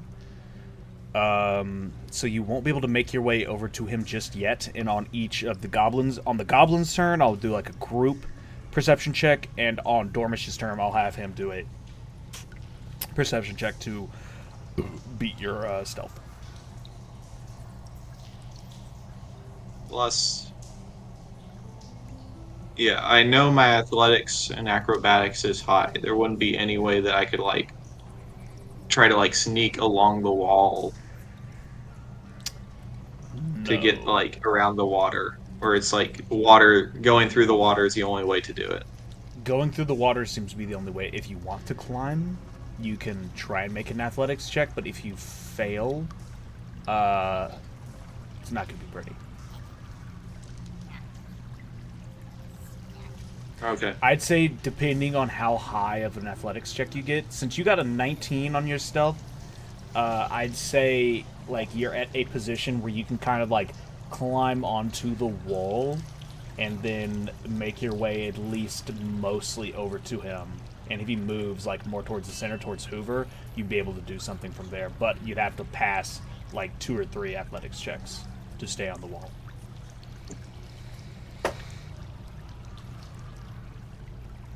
I think I'm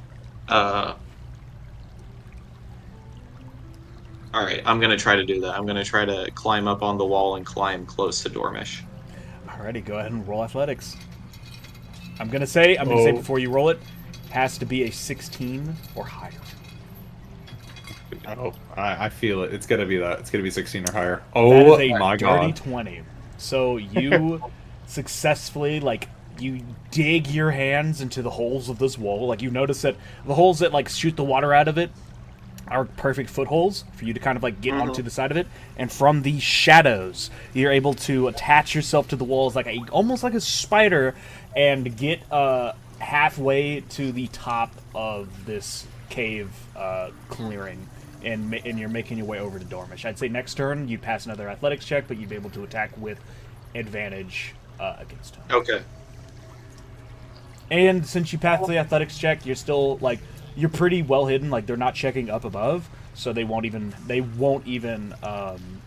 roll for stealth. Great. So, that leaves the 3 Gobos. So the 3 Gobos, they are going to, they're going to push forwards towards the throne, but they're not going to have, a good angle on Kythos or Dormish, so instead they're all going to throw nets at Hoover. Alright, so the net... let's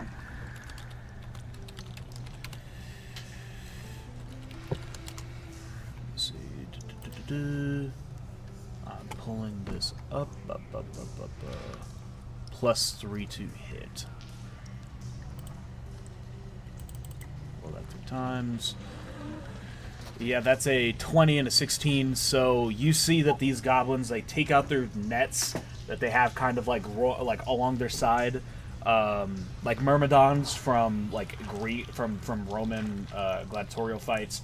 They just throw these really raggedy fishing nets to the center of the room, and they entangle Hoover, and he is locked in place, and he's struggling to get unwound from all this string.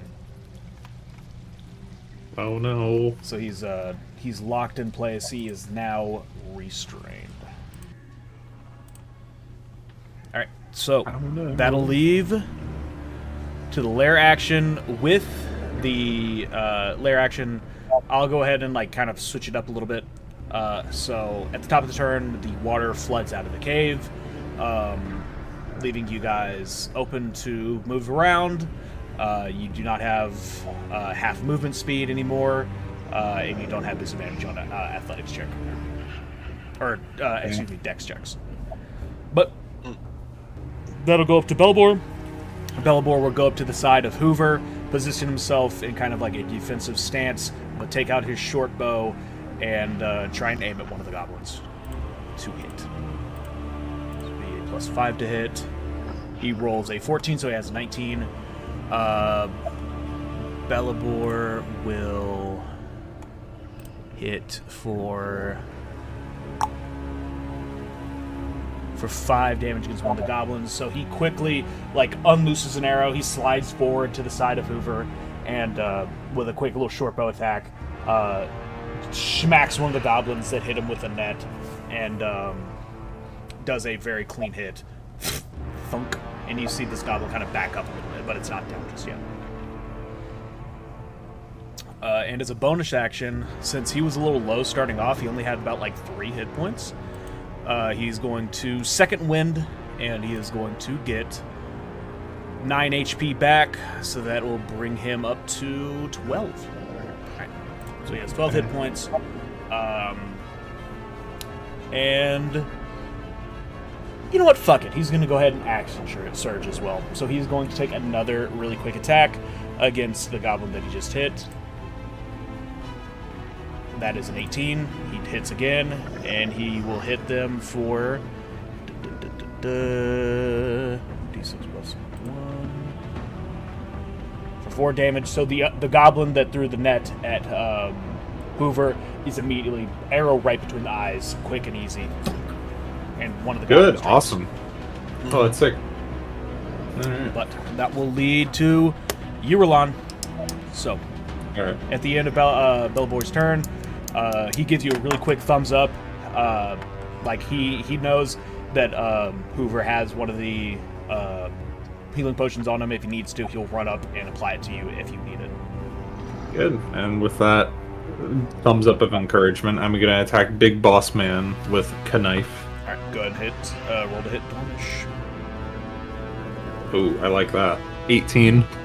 And 18 matches, so that will hit. Alright, cool. And then since roll you don't for... have it, since you don't have advantage, you will not get sneak attack. Yeah, that's fine. Alright, I'm gonna roll for damage on this one, then I'll do the same with my second dagger. Alright. Ooh, did 6 damage. Alright. The first dagger. And then I'm gonna roll to hit. second dagger bonus action with a +2. This is not hitting, it's a 7. Yeah, that did that. So you land a very good hit on the side of Dormish. First attack that's actually landed on Dormish as of yet. Quick jab to the guts. He does not look phased. Like, you see that the scales like start to ripple around it as it like braces against your knife, and you're just barely able to get underneath it.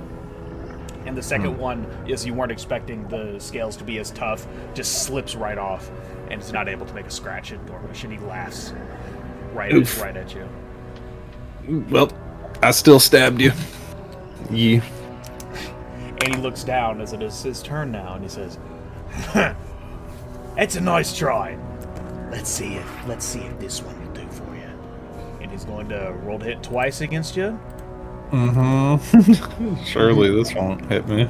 So one of those is definitely going to hit. That would be that's a 21 and a 13. Yeah, they both hit. They Fun both fact. hit. Okay, well. I'll just put myself at 0 real quick. So that's a 5 plus a 10. That's 15 damage. The 7 minus 15 equals I'm downed. Well. Ouchies. All right. So you guys from the back quickly, like, you see that, like, Roland, he puts up a real good effort to Dormish. But he gets one good stab in on him, and is immediately, like, followed up by a 1-2, like, back and forth, like a man cutting down a tree. And Roland crumples to the ground, knocked unconscious. That would be Kaito Stormbreaker. You just see Roland get absolutely decimated by this quick 1-2 by Dormish the Hobgoblin. And he turns around and he gives you a toothy smile with, like, blood, like, just sprayed on his face. Fuck it, guiding bolt time. Alright, roll to hit. Me lying unconscious on the ground, not dead yet, but about to get hit by a bolt of light. 15. A 15 to hit? Yes, sir. That does not hit. Are you for real? His armor class is a 16. This is a boss fight after all. So Do I lose my spell spot after that? Yes, you do. Of course. Oh, great. So, Kythos, like, does a real quick hoo-ha! And the guiding bolt that he's so used to seeing liquidate people just whizzes past Dormish's head, and it just smashes against the wall behind him, spattering light all around the room, but igniting this haunting silhouette of Dormish still lying above the bleeding body of Roland. I let out a loud expletive. He lets one out back at you. Except this one you've never heard before, but it sounds nasty. Yeah. Alright, that's going to be Hoover's turn. Hoover has to make a strength check to get out of the net. Let me see. A DC 10 strength check. And Hoover is a big fucking boy. I think it's a +4 to strength. Let's see. Yeah, this dude. So Hoover, like, real quick, like, he does like a judo, just kind of like flex, and the rickety nets just fall off his body in tatters, and he rushes over to Roland, and he's going to administer the healing potion. Yay! Should I just put success for 3 death saving throws and then heal whatever amount You'll I just get? put the healing. So healing potion, since it's gonna be an action to administer it, you'll get the full effects. I just gotta make sure it's a D8. I think. Yeah, you just let me know how much healing you're getting. It's 2d4, so it's 8 plus. So you get 10 HP back. Oh, sick. Okay, sweet. So you see Hoover break out of these nets, and in defiance, like, he's gonna get down in a charge, and like sweep down and do a slide and quickly like dump this healing potion right down to your gullet.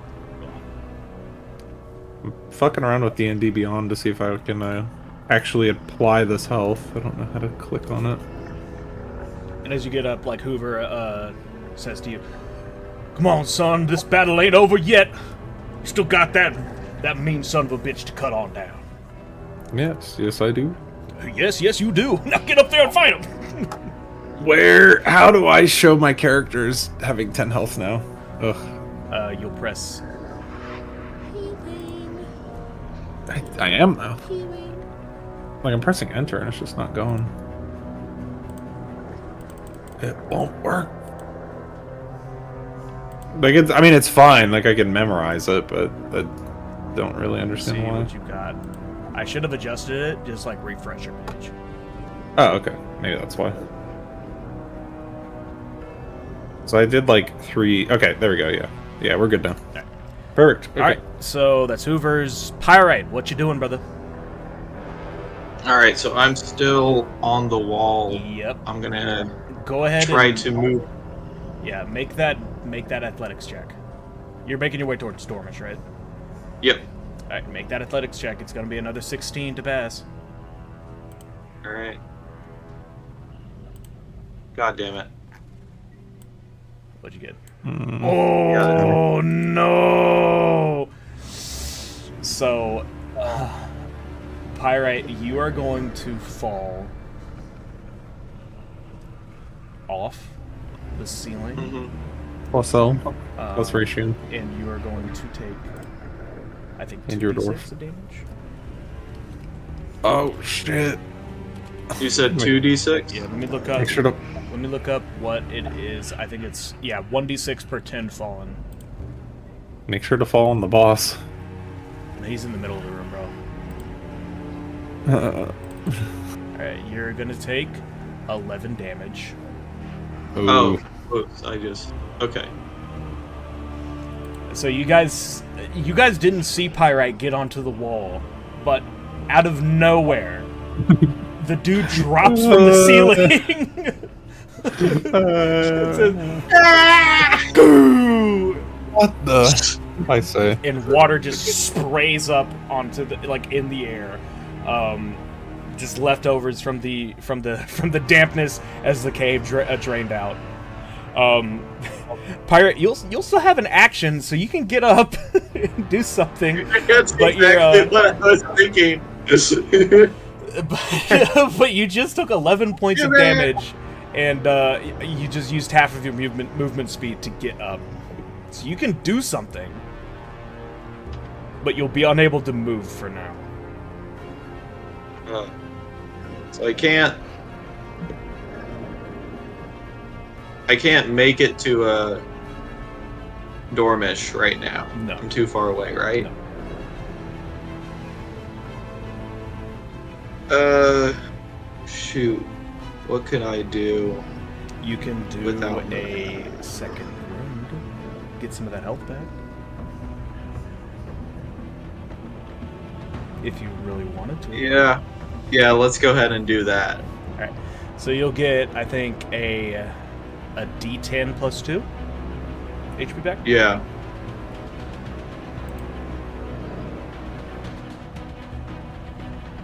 Healing.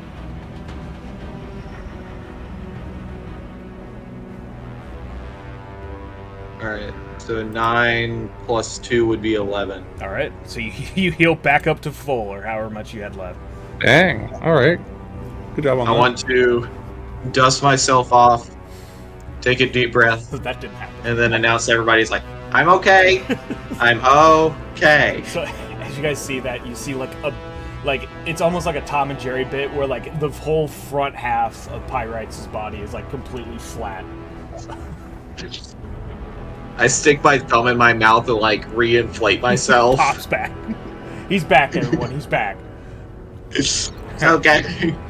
So that'll leave the 2 remaining goblins. They are going to see that Hoover just busted out, but they see Belbor and Pyrite kind of in the middle of the room. They're going to make their net attacks against y'all and move up to y'all as well. This is only a plus, I think that's a +3. The net is +3. They're both 7s, so their nets, like, miss you guys, but they are now right up in your face.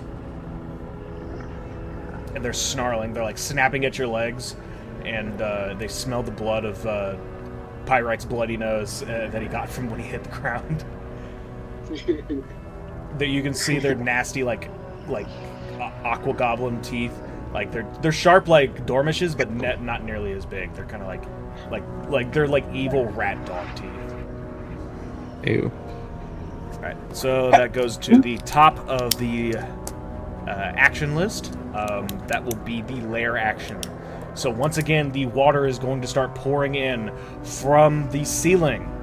And Dormish looks reinvigorated a little bit. He looks a little bit speedier, and all of you guys suffer the effects of difficult terrain. No. But that'll leave Belibor. Belibor now is in the face of these goblins. He is going to attempt just to slash up against one of these motherfuckers. +4 to hit. Got a 16. That hits. And he's going to have a d8 +2.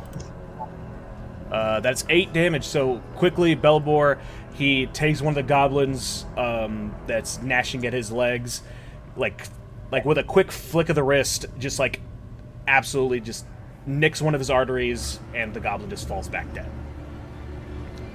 Yeah. And he steps back Good in almost like a fencer's pose.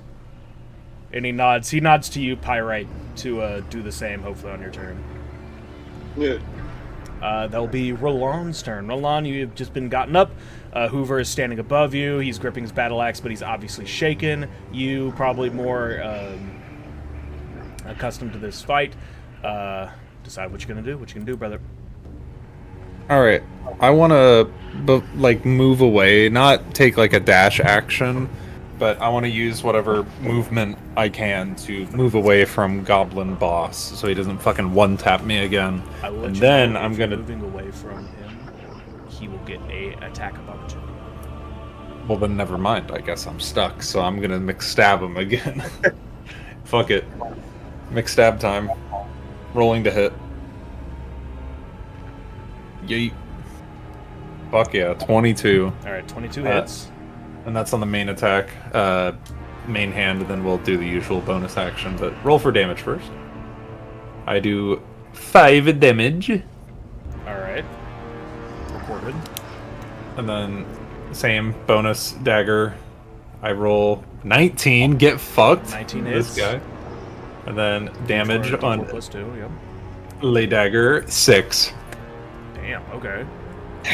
So after getting up from Hoover, you quickly just pop up and just like double stab right into Dormish's gut.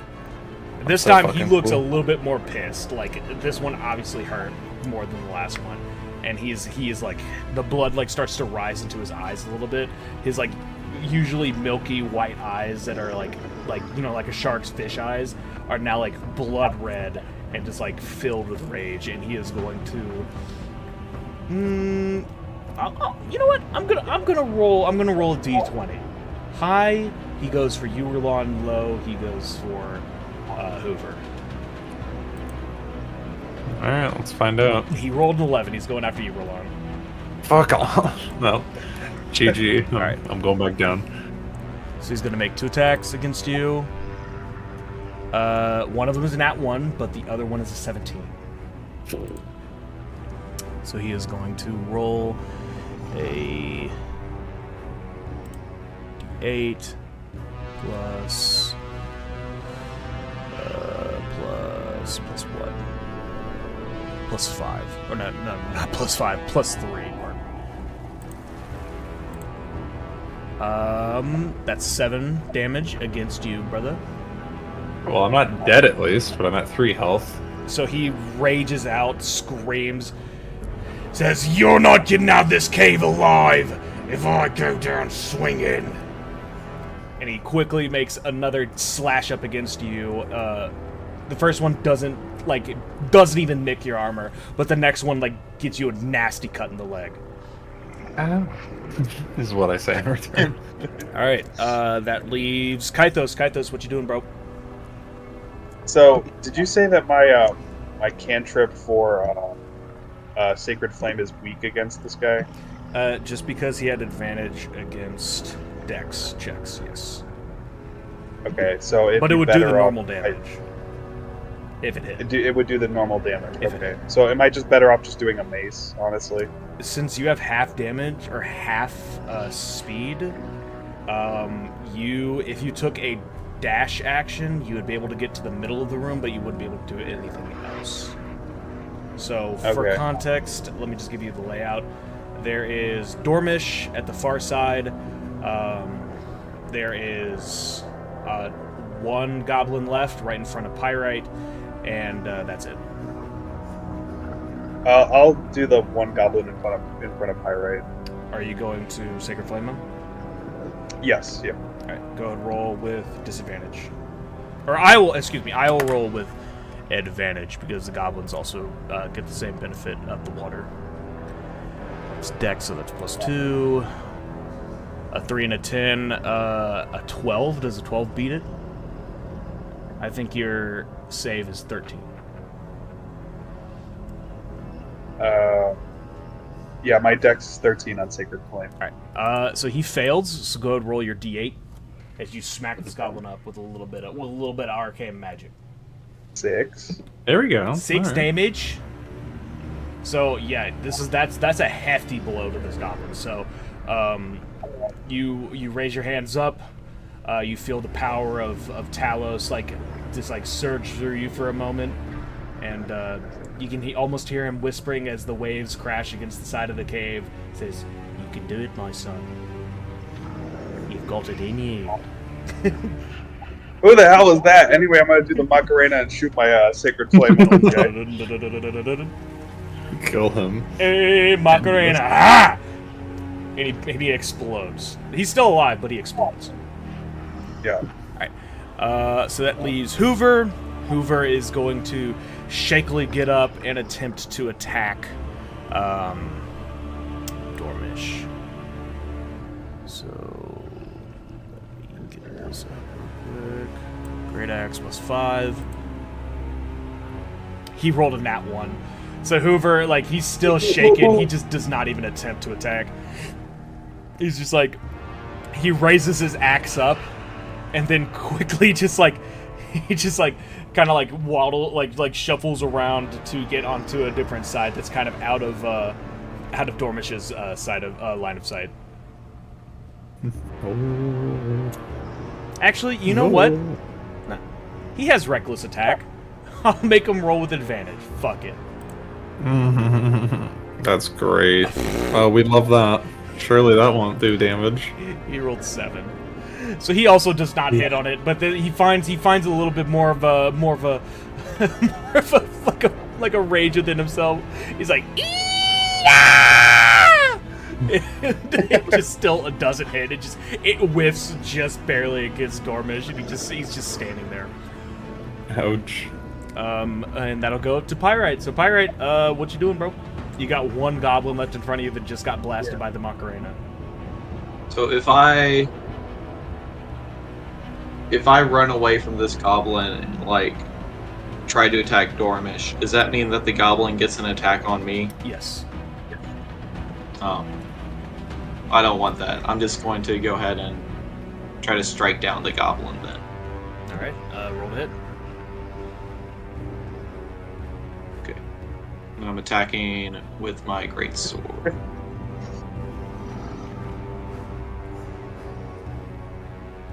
Alright, does a 13 hit? The goblin? Yeah. Yes. Okay. Woohoo. And then damage. I think even 8. your to hit or your plus hit to bonus will kill this goblin. Mm-hmm. Yeah. Thank God. So this goblin just got blasted up in the air by the Sacred Flame Macarena.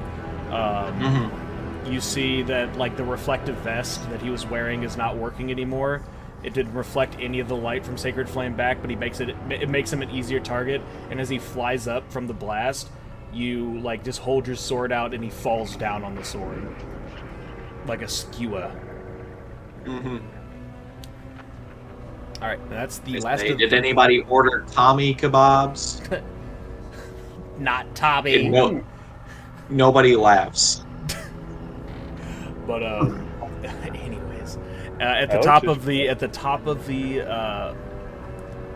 order, it's a lair action. So that means the water is going to drain out of the cave, and that will leave Belbor. So Belbor, now with no hindrances between him and Dormish, is going to rush forward and attempt a sword attack against him. I think he gets 8 + 5, 16. He gets a nat 20.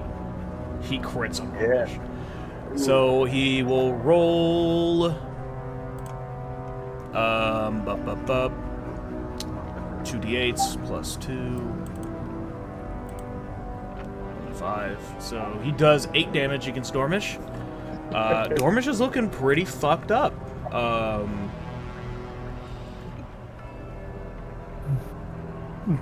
Pretty fucked up, you say. Pretty fucked up. I do say. Wait. Yeah. Yeah, he's looking very fucked up. Up next, Roland. What you doing, Brody? Yeah, but I need not explain. Roll to hit. Nat 1 +5. Does not hit. That does not hit. Bonus action, other dagger in my hand. Nat 20. No, 14 doesn't hit either, does it? No. Alright, there's my turn. Oof. Just does it real quick. Ding dong donk. I missed. On Dormish's turn. High or low, Roland? Let's go low. Dormish rolled a 20. He's gonna go after Hoover instead. All right. I'm alive. Hoover. Yeah, that's fine. All right. So he's going to take an attack with advantage against Hoover because he attacked recklessly. That's gonna hit. So 1 hits, and another one. Definitely also gonna hit. It's going to crit against him. So he's gonna roll 2d8s. +2. So that's 13 plus. That's 18 +2, 20. So he does 20 damage to Hoover, like really, like efficiently, just like brings his great axe down upon Hoover, and you see like a giant gaping wound just like streak through Hoover's like stomach, and he hunches over, like this is the massive blood to him. And at that end, it is the lair action again. I'm going to roll a d4 to see how many goblins show up out of the walls. Please no. 3 more goblins emerge from the side of the walls. No. And they'll take their turns at the bottom of initiative. Up next, Bro, fuck this Kythos. princess, brother. I mean, I'm ready to fight. Kythos, you haven't I'll do taken it. damage all round, brother. I'll do a Sacred Flame on Dormish, the big boss. Alright, he does not have advantage, so he's just gonna roll flat. He rolled a nat 20, he gets out of the way. I'm fucking out of this fight. He does like a standing backflip. It just avoids the God. Sacred Flame. And Kythos, you hear in the back of your mind, Talos just whisper to you, it's like, maybe you need to aim a little bit lower.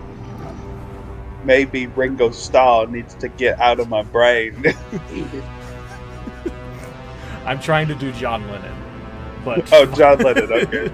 Yeah. Maybe you need to aim a little bit lower. Thanks, John. I appreciate it. Thanks, John. Anyways, that's gonna be Hoover's turn. Hoover is kind of shaken up, but he is going to think better about doing reckless attacks and going to just swing normally on Dormish. That's a 13. It does not. No, that's a 14. That does not hit. Then it's gonna be Pyrite. Pyrite, what you doing, bro? Am I close enough to charge Dormish and attack him? Yes, with your full movement speed, you'll be able to charge him and hit him up. All right, I'm gonna do that. I'm gonna try to attack him with the great sword.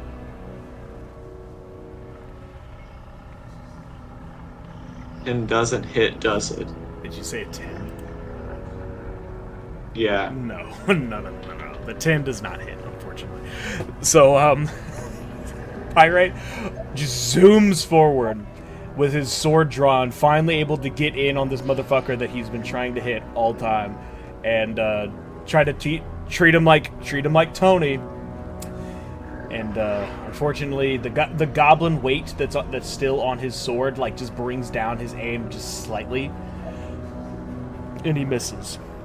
As the goblin that was impaled on his sword like flies off to the side. So that'll leave the 3 goblins that are that just spawned. Hold up. Am I able to do like an action surge You and can attack do an action again? surge. Yep. All right.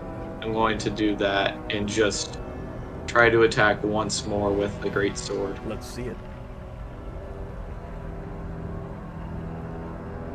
God damn it. 11 doesn't hit either. Nope, and 11 does not hit. I Sorry. just want to kill them. Sorry. So yet again, the last bleeding breath of this goblin says, "Death to oppressors," and he like jerks his body out of the way as you miss again. But the goblin on the end of your sword like fully dies this time.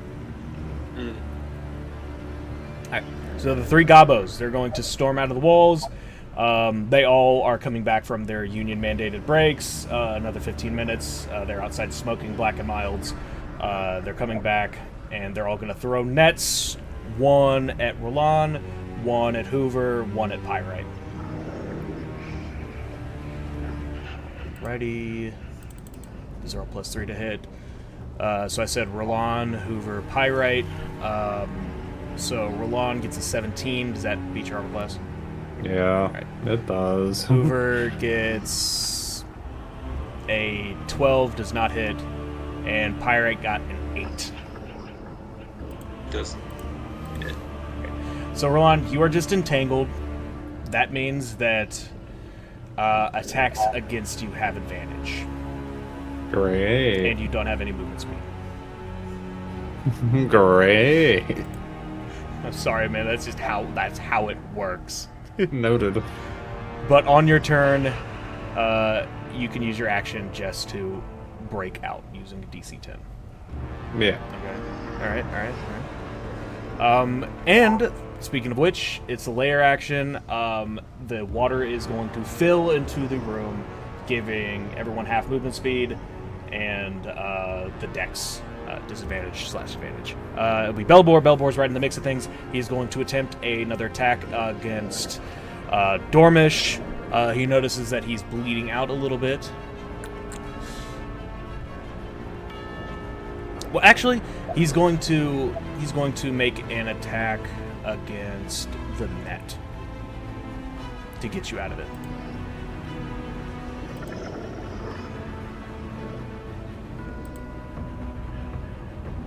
And he hits, and he does enough damage to get you out of it. So Belbor, he sticks his sword into the net, and with a really quick, fancy sword maneuver, brings it up in a flourish, and the net falls apart around him. He's like, he looks at you, and Belbor looks at you, Roland. He says, "It's up to you, mate. Looks like you've gotten a vendetta against this guy. Go strike him down." I just want to end the fucking fight. I don't care who does Then end it. it, bitch! End it! Go ahead, it's your turn. Am I right next to him again? Yes, you've been up in his face for the entire battle. Evil goblin boss. All right, same double knife strike. Not even gonna describe it. We're gonna do the roll. As a rogue, mind you, as a rogue. Yeah. 14 does not Does hit. not hit, no. Double second dagger rolls 20, dirty 20, 16 plus 4 does hit. Roll for. Oh wait, that's not true. No, it would have rolled at But 18. a 16 is it hits. Okay, all right, gotcha. Roll your roll damage. roll for damage. I do 6 damage yet again. Roll on Fuck finish this off guy. Ornish. All How right, do you I'm kill this man? like on my last aching breath. I want to describe like a really cool. I tried finding a Dishonored gift to have on lock for this moment, but I couldn't. But so I'm gonna do like my own custom thing. I'm gonna like grab. I thought about this the other day. I'm gonna grab his hand, cut off his arm, slap him in the face with his like meaty forearm, and then do the thing that you can actually do in Dishonored, where you like stab them under the neck, and Corvo will like reach his hand around like that, and then just pop their head off. I'm gonna do that. That's my finisher animation move that I fucking earned this fight. Alright, so Roland dismembers Dormish, and with a quick Oh. slice of the neck, his head pops off. Jesus fucking Christ, man. I'll I knew Man, you were a pretty bandit, tall. but what the fuck? with this display of brutalism, Roland, go ahead and roll intimidation. All right. And depending on how high you roll, the goblins might just flee. A 1 plus 1.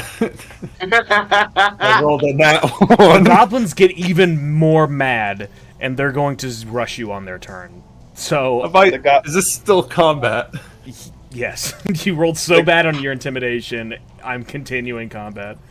The goblins Oh. know that move was taken Fuck's from Dishonored. But yeah, the goblins are bigger fans of Prey, the superior arcane game, and Alright. they're going to say that move is overused and kind of redundant. You're so fucking cool, aren't you? But that's going to be Kythos. They're going to have to get through turns from Kythos, Hoover, and Pyrite before they do it. So Kythos, what are you going to do? You see these goblins? They all have their Bethesda shirts on. They have the Skyrim insignia on it. Sacred flame. Okay, roll? I will roll. Me roll. Me roll against one goblin. I got Dex 13. He fails. Roll your damage. 3. Alright, so you blast one of these goblins. You singe the Todd Howard fan hat off of his head. You see a quick image of the Macarena flashing in your eyes to cast the Sacred Flame. It's going to be Hoover's turn. He is going to stumble forward and attempt to attack one of these goblins. And he hits, and he does... I think it's a... This is very relaxing music. Are we still in the fight? Yeah, well, the main fight is over, so I switched it off. Alright, gotcha. And it's a I D12. managed to D+3. piss them off even more. So he quickly finishes off the one that you slash down. So with this big gut wound, Hoover like stumbles forward and puts all of his weight into a giant strike that cleaves through 2 of the goblins. And that'll leave you, Pyrite. What are you doing? There's one more left. I'm going for the last goblin. This goblin looks like the largest one of the group. He obviously eats a lot of Wendy's, Baconators, Sons of the Baconators, and sits in the basement playing Starfield. This is the last remaining Starfield fan. Please fucking end this That's man. him. And he growls at you. And he says, Todd Howard will greet me in Valhalla. I say Tom Howard's gonna sell you the afterlife 6 times. Rolled a hit. Does a 9 hit? No. Unfortunately, no. So, okay, since you said Todd Howard. Alright, Pyrite, high or low? High. Alright, high, he's gonna go after, Roland. Low, he's gonna go after you.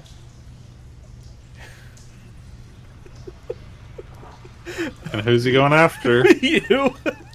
I already know. All right. So, Well, we'll see what happens. he's I going to guess. try and push forward. It would have been smarter to go after Pyrite because he's going to get an attack of opportunity from Pyrite and from Hoover. So you guys rolled a hit. Hoover rolled a 16, so he's going to hit. Pyrite, what do you roll? 12.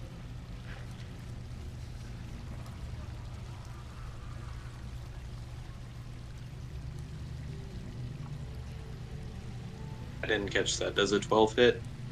No. So Okay. you miss just as he's trying to run away, but Hoover is going to make his swing on him. It only does 4 damage.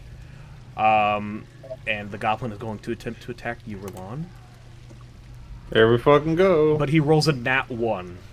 Thank God. And he falls down on the the 7-Up slushy that he was holding in his hand. It splatters all over his shirt. Can I say because he rolled a nat 1 that I also do a Dishonored finisher on him, or is that a bit too much? It's gonna go to the top of the initiative. So Belbor, he'll see that like you kind of like, you know, that you guys are sharing a moment. He's gonna kind of like back up and secede his action to you. So we'll go ahead and roll to hit this goblin. He's prone, so get advantage. Do we want another goblin to beg for his life? I Oh, will just never beg. Just You won't get anything out of me unless you can sell it as a $15 DLC. Where's the princess? Damn you! Your princess is in another castle, bitch. Fuck. Do I believe I that? hate you so much. Just kill him already. We're not even gonna bother interrogating him. That's We'll fine. find the princess on our own. Just kill him. Y'all do the honors then. Hey, if no one else is gonna do it, I'm just gonna say a stalactite falls off of the ceiling and fucking impales him. I'll do a sacred flame on him. So If it's gonna be a stalactite, can we claim it was like one that I had like loosened earlier when I was trying to climb across? this is the stalactite that was so slippery that Pyrite just could not hold on to. Come back to haunt him. And so Pyrite just like you notice that the rocks are falling, and you see the little imprint on the ground of where you were lying is right where the goblin is lying, and the stalactite just and like right through this goblin's skull, and he's impaled to the ground, finished. And all that's left is dripping from the stones in the cave, the sound of water mysteriously rushing from unknown sources, and the bodies of your defeated enemies surrounding you. Yeah. And with that, we'll end the session. We'll wrap it up for tonight, boys. Still in the cave. Still haven't found the princess, but damn, was that a good boss fight.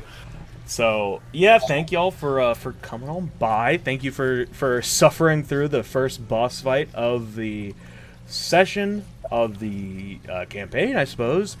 And also, since this was the very first boss fight, you guys would level up to level 3. Fuck yeah. Wait, do I go from 0 spell slots to 1 now? I think so. Oh yeah. So go ahead and add all your level 3 bonuses to your character sheets, to your characters, and we will convene on the next time everyone's available. Sound bueno? How do we level up again on the website?